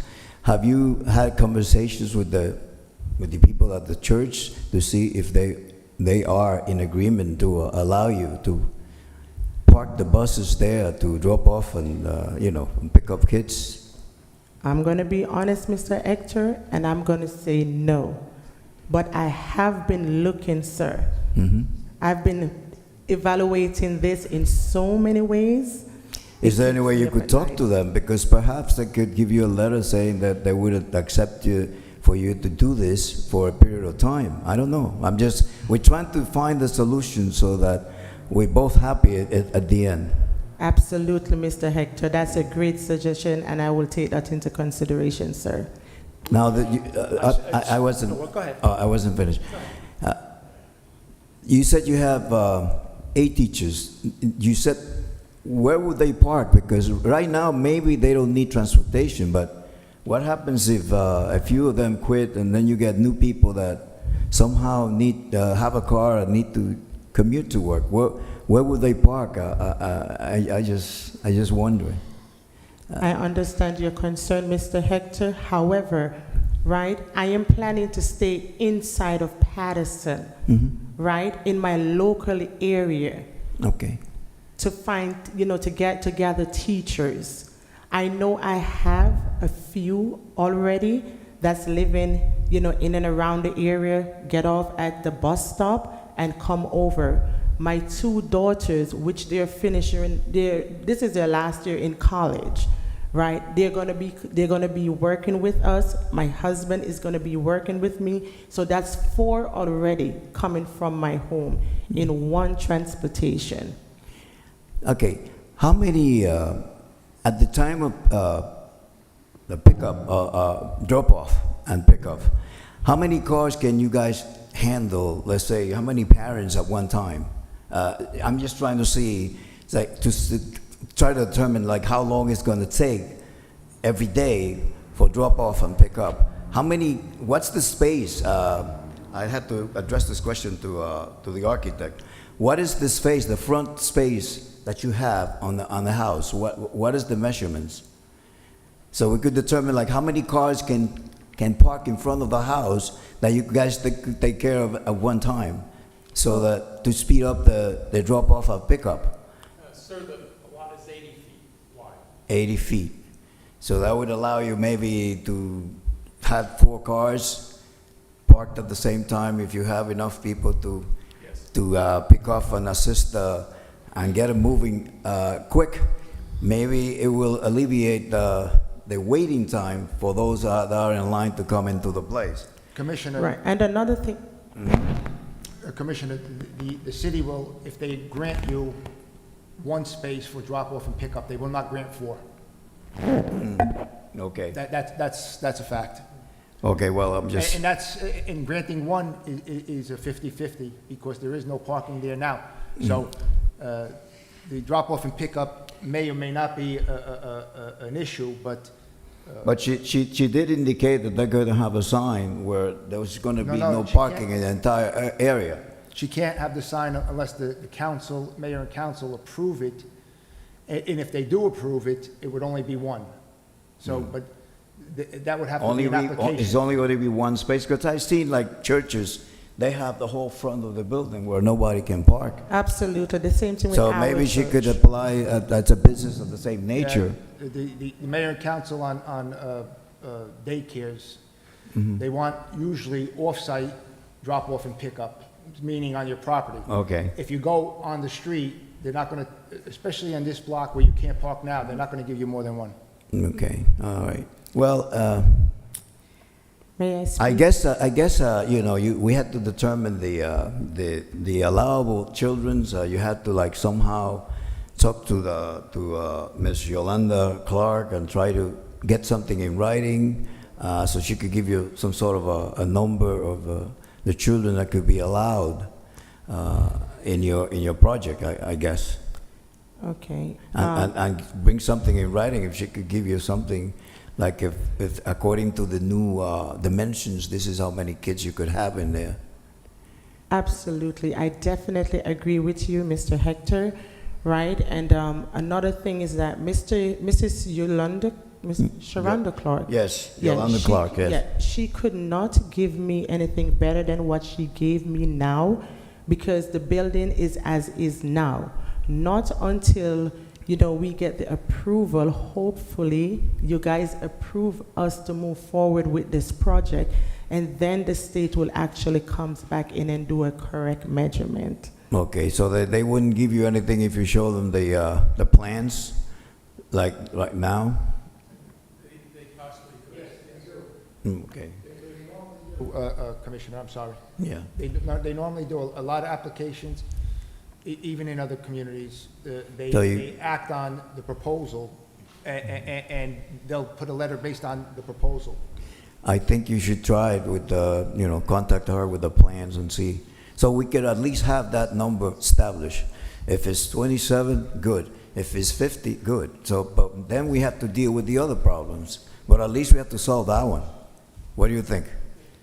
I am right up your alley, Commissioner. Okay? So, Whatever you guys decide. and let me remind you that I commend you on what you're doing, and we're behind you. I mean, my kids are grown up already, but the parking situation has been a nightmare for me. I used to live in New York 35 years ago, and if I went out with my family in New York, I came back at 10 o'clock. Sometimes I'll go around for 4 hours looking for parking. I mean, I'm not saying we're not there in Paterson, but at the rate we're going, if we're not allowing for like parking spaces in all of these new projects that are coming up, we'll be there. People won't be able to find parking spaces. You'll be driving around 3-4 hours. This may not necessarily apply too much to you, because basically your parking is transitory. I mean, it's a moving thing. So I think that there's got to be a way. I don't know if the architect could come up with something to change something, and so that we could have a faster way of loading and unloading picking up and dropping off the kids. I mean. Yeah, that's another thing that we do to Mr. Hector. We actually have the parents, they called us and give us a heads up, of how far they are, right? And then we get the kids together and bring them out to them. That's what we do also. Okay, I think that's it. And once again, we're with you. We're not against you. We just want the best for you and also for the city of Paterson. Okay? Thank you. That's all I would say again to the board, I mean, we'd certainly be willing to make, any approval subject to actually getting spots for the buses off the street. We'd have no problem with that. And listen, to address, the concerns of the board about volume, we'd be willing to reduce the request for max students, perhaps down to something, even like 35 maybe. Well, let us get the letter from, It's a significant. from the state. A significant reduction. I don't know what the state's going to come back with. I assume they're going to come back with more than 27 because there's going to be way more space in the building. But again, I think Mr. LaRocca said, or I'm sorry, Mr. Paparazzi said that it can be adjusted administratively. But I understand, listen, I understand the parking is really what, parking and drop-off, I get it. There's a way to address that. In my mind, if we say we're going to limit, if we're going to give the city of Paterson an upward limit, you know, then there's never going to be more than, say, like I said, 35 parents that would ever have to address the issue of busing and/or parking. Now, again, like I said, I believe that a lot of the parents are going to be local. I'm not quite sure there's going to be 35 cars out in front of the property every day. Excuse me, we need to take a 2-minute break. All right, thank you.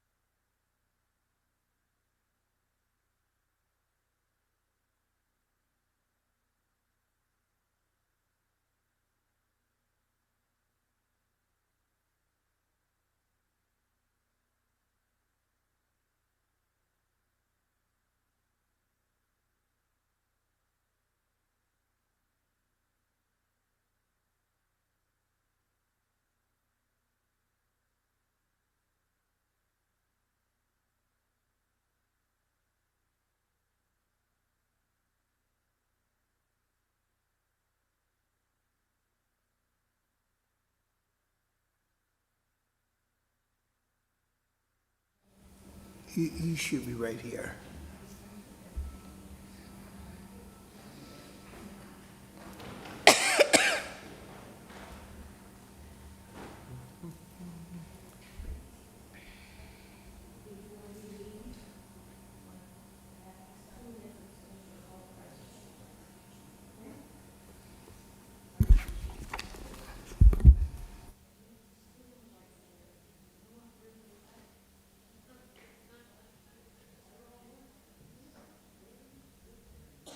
And Mr. LaRocca, I'm going to ask to amend the application right now, all right?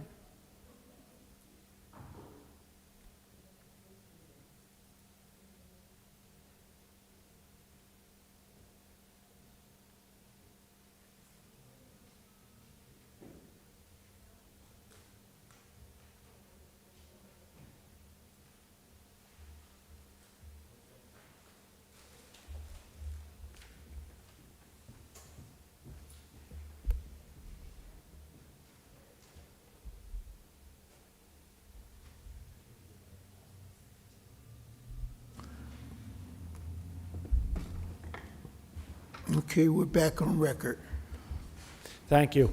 I've spoken to my client and to Mr. Romanek. My client has, the applicant has listened to the concerns of the board. We'd like to amend the application and request that the board consider it this evening. We would agree, my client will agree to change that 40 to 48 number down to 30, being a max 30, not even taking into consideration the state's approval. We would agree to limit students to 30 max, regardless of state approval.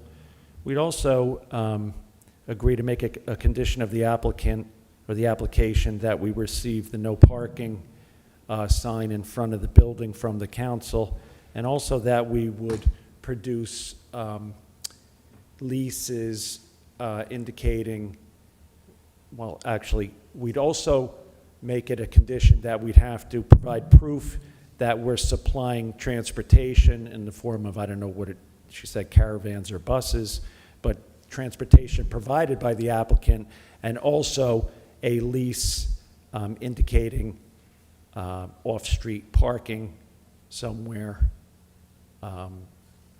to show that we're not increasing any parking on the street. Mr. Paparazzi, the lease for all-street parking, what was it that he mentioned? I didn't. No, if the applicant is going to get an area, a leased area, I think that would help your application, but we would need to see that first, Mr. Ruffgarden. We can't go on they can't vote on something that you might or might not get. If you come back with a lease and say, well, listen, I leased 10 spots or 8 spots, I think that would have a little impact on the commissioners.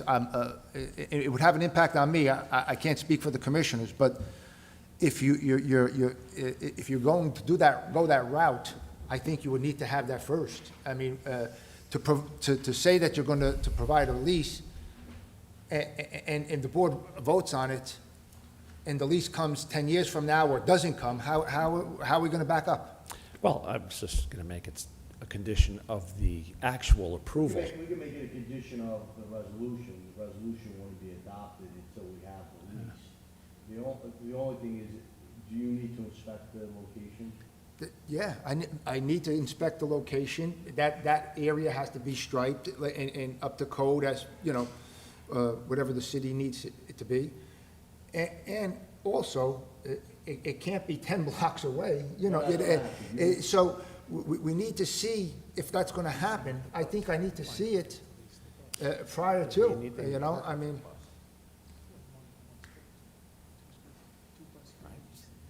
Well, that's what he said.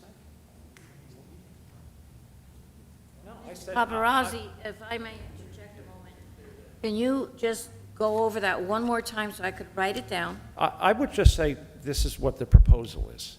We provide proof that we have some private transportation.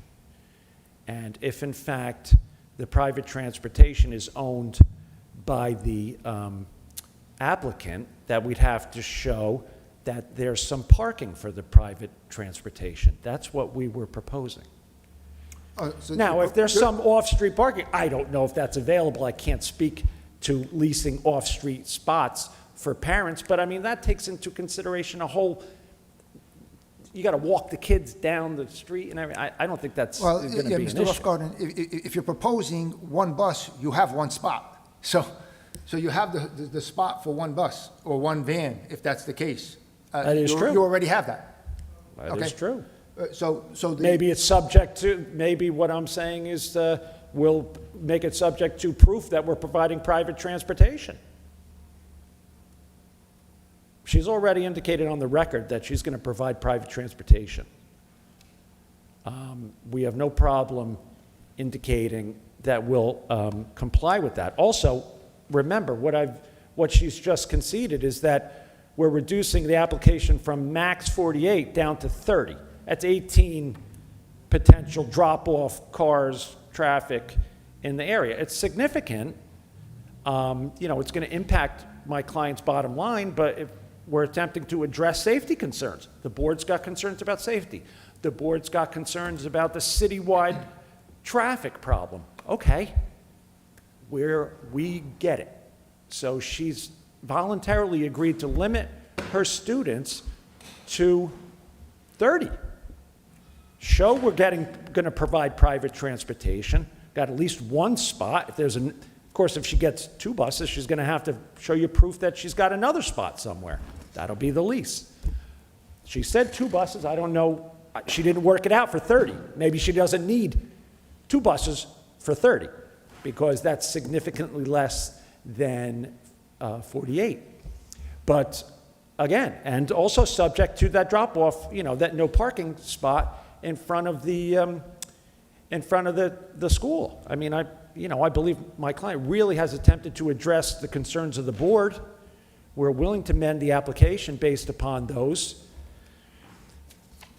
Other than that, we cannot create off-street parking in a place that has none. We just want to attempt to address it in our best possible manner. And of course, provide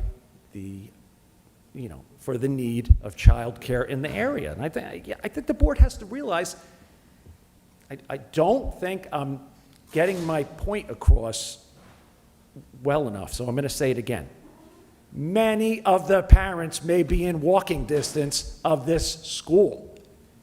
Cars may not be an issue. Busing may not be an issue. There's a lot of residential homes in the area. If a daycare opens up in the area, they walk to the school. I walk to school from kindergarten through high school in Hawthorne. Many people walk to school. It's common, and I'm sure it happens. If you opened up a 30-student daycare facility in the neighborhood, you're going to get 15 parents that walk their kids to school. I would like the board to consider that. I'm not quite sure that you think that way if all you're talking about is parking. It may never be an issue. So that is how we'd like to amend our application. Max 30, regardless of what the state says. Show you that we have, in fact, provided private transportation to students. Commit to getting at least one, whatever the city will give us, parking space for pickup and drop-off in front of the building. And if we have more than one private transportation, we'll show a spot for the other bus, if that's now required with 30. So we'd request that the board consider this application tonight. My client has been waiting 1.5 years, and so have the parents in the city of Paterson. We would like to start, if at all possible, to address this local need. Thank you for your consideration and input tonight. Commissioner Monaro. Go ahead. Thank you. Sir, I appreciate your comments, and to Mrs. Williams, thank you for your project and I wanting to invest in the city of Paterson and give back. However, I do have a couple of comments. You said that the city is already congested with traffic.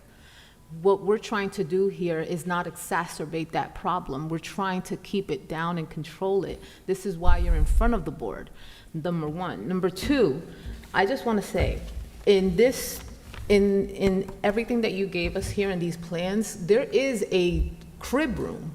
So a lot of your, even if it's 8 to 10, if you're capping at 40, let's say, that's still a quarter of your students that are going to be infants.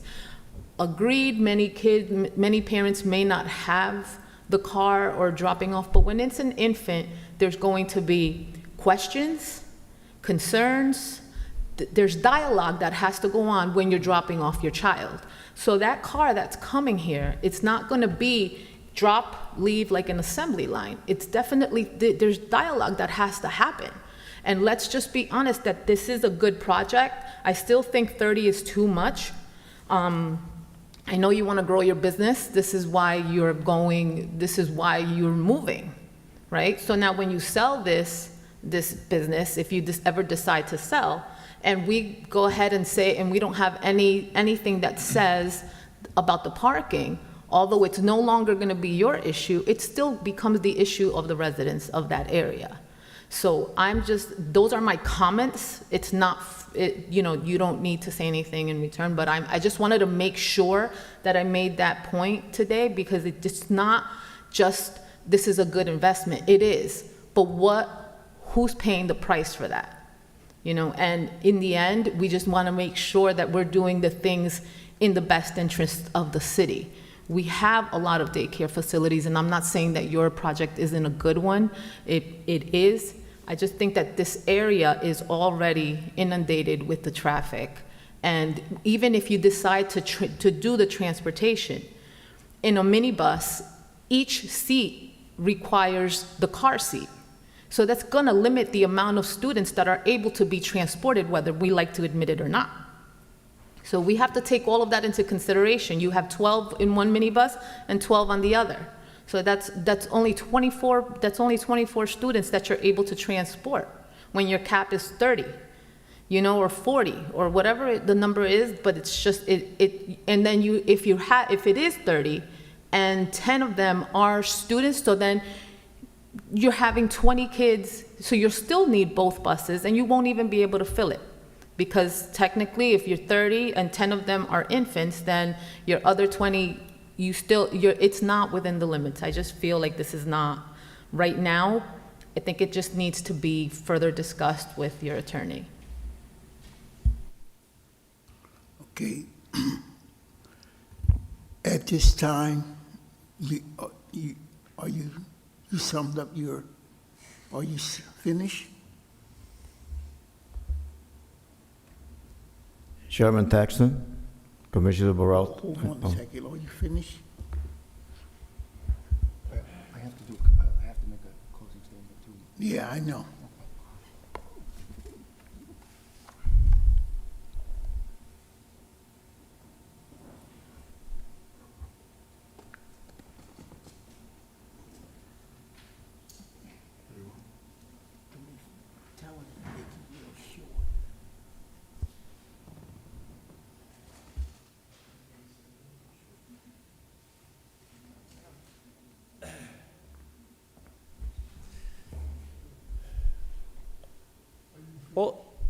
All I can say to address the concerns of the commissioner is that, at some point, it doesn't really pay to expand the facility if you can't address, the needs of the parents and the students in the area. It was our belief that 30 was a considerable concession. It is our belief that 30 max is going to have a significant positive effect on relieving the traffic issue. The property is where it is. The city has traffic issues. they can't be solved by the zoning board, but they can be addressed for business owners and school operators and church, churchgoers. And this application deserves that same consideration, same as a church, a hospital, and a regular school. I understand there's traffic, but you have to also understand that there's people in the city that need help from private enterprise willing to provide services. The traffic's not going to go away, but the daycare facilities will go away. What's more important? My client made a concession to address the traffic issue. We made a concession to make it part of the application to get a no parking zone in front of the school for pickup and drop off, and we made a concession as to private transportation. We're going to request that the application be amended to reflect this modification and amendment, and I'll, ask that the board please vote in favor of this application and this business owner and this resident of the city of Paterson that wants to make this city a better place to live. Thank you. Yeah, it's just a general observation. I do think, commissioners, that we're getting somewhere. I think they're conceding, and we're trying to get to a happy medium here. And what I see is like living in the city, as he stated, there's always going to be a parking problem. The fact that you're going to have, basically, you're going to have 12 more cars going through this area, I don't think it's going to make it worse than what it is, because you have 10 or 12 infants that they're going to need cars. But she's providing a bus for the other 18 kids, let's say.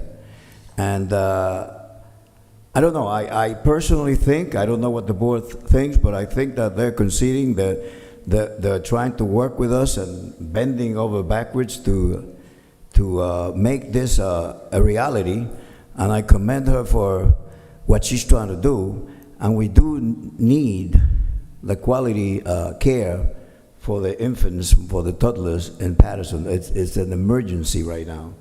And I think that the benefits that the city will get far outweighs the criteria of lacking of parking. And that's all I have to say. We need a motion on the amendment. No, we got to vote on the amendment. Well, we actually don't have to vote on the amendment because the state will end up taking care of that, and we could put in the resolution if the state goes over 30, that they would just max out at 30. So I don't think you need to vote on it. That's what I was going to put in my closing argument. Commissioners, the application that was presented had 18 parking spaces that were short. I don't know what the number is because I don't know how many teachers they're going to need based on what the state tells them. So that number may be reduced, but right now the application that was submitted is for 18 parking spaces for the variance. Now, if the commissioners vote to approve the application, I'm going to suggest that the conditions are: one, that Mr. Ruffgarner makes an application to the mayor and council for a drop-off and pick-up spot in front of the place within 30 days. Two, that the maximum vote right now is for 27 children, as per what the state gave me. And three, if the state comes back and says they're allowed 40 or 50, the resolution would be held to 30. And if the state does change the 27, that number can be done administratively. So if you're going to make a motion for approval, it would be with those three conditions.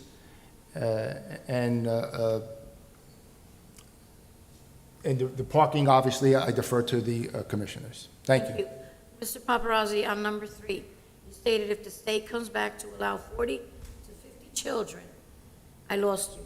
It's gonna be capped at 30. It's going to be Capped capped in the resolution. For the resolution. So that would be those conditions that if they choose to vote to approve the application. Thank you. Those conditions are acceptable to the applicant. Okay, the floor is open for a motion to approve or deny. I make a motion to approve, Commissioner Baralt here. I make a motion to approve the project, providing that they comply with Mr. Paparazzi recommendations.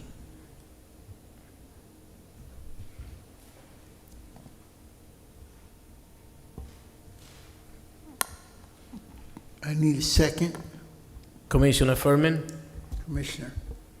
for the record, I would like to make a comment. Traffic is a big issue in our city of Paterson, but our kids, our children, need a place, need somebody who could take care of them. And what I like about this application is this business is going to be run by family. Therefore, my vote is yes. Thank you. Madam Secretary. Excuse me, is that a second? Yes. Second for approval, sorry. First motion, Commissioner Barat, second motion by Commissioner Furman. Commissioners, Commissioner Barat, is your vote yes or no on this application? Yes. Thank you. Commissioner Furman, My vote is yes under all conditions made by our planner. thank you very much, sir. Commissioner Minello, My vote is no. thank you. Commissioner Watkins, No. Commissioner Rohim, No. Commissioner Arenas.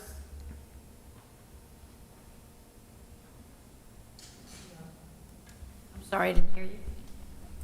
No. And Chairman Thaxton. Yes. 3 yes, 4 no. Mr. Araka, It's a denial. is a denial. This application has been denied. Thank you. We can proceed now, Chairman Thaxton, if you like, to the minutes. Who has Whenever the you're ready. minutes? Who has the minutes? Commissioners, we have minutes from the regular meeting of August 12th, 2021. Will someone move those minutes? Move it. Do we have a second? Thank you, guys. You're welcome. There is second motion on the minutes? I don't know, I didn't hear it. Was there a second for the August 12th minutes? No. Commissioner Watkins, second. Roll call is as follows. Commissioners, Commissioner Barat. On the minutes. Your vote, yes? Yes, I'm sorry. Thank you. Commissioner Furman, Yes. Commissioner Minauro, Yes. Commissioner Watkins, Yes. Commissioner Arenas, Yes. Vice Chairman Rohi, Yes. and Chairman Thaxton. Yes. Thank you. Next set of minutes is from August 19th, 2021, and we also have minutes from August 30th, 2021, special meetings. Will someone move the minutes, please? Move it. Chairman Thaxton, do we have a second? Second, Commissioner Furman. Thank you, Commissioners. Vote is as follows. Commissioner Barat, Yes. Commissioner Furman, Yes. Commissioner Minauro, Yes. Commissioner Watkins, Yes. Commissioner Arenas, Yes. Vice Chairman Rohi, and Chairman Thaxton. Yes. Thank you very much. There's no other business in front of the board. Meeting's adjourned. Everyone enjoy their weekend. Before, this is off the record, before every commissioner leaves,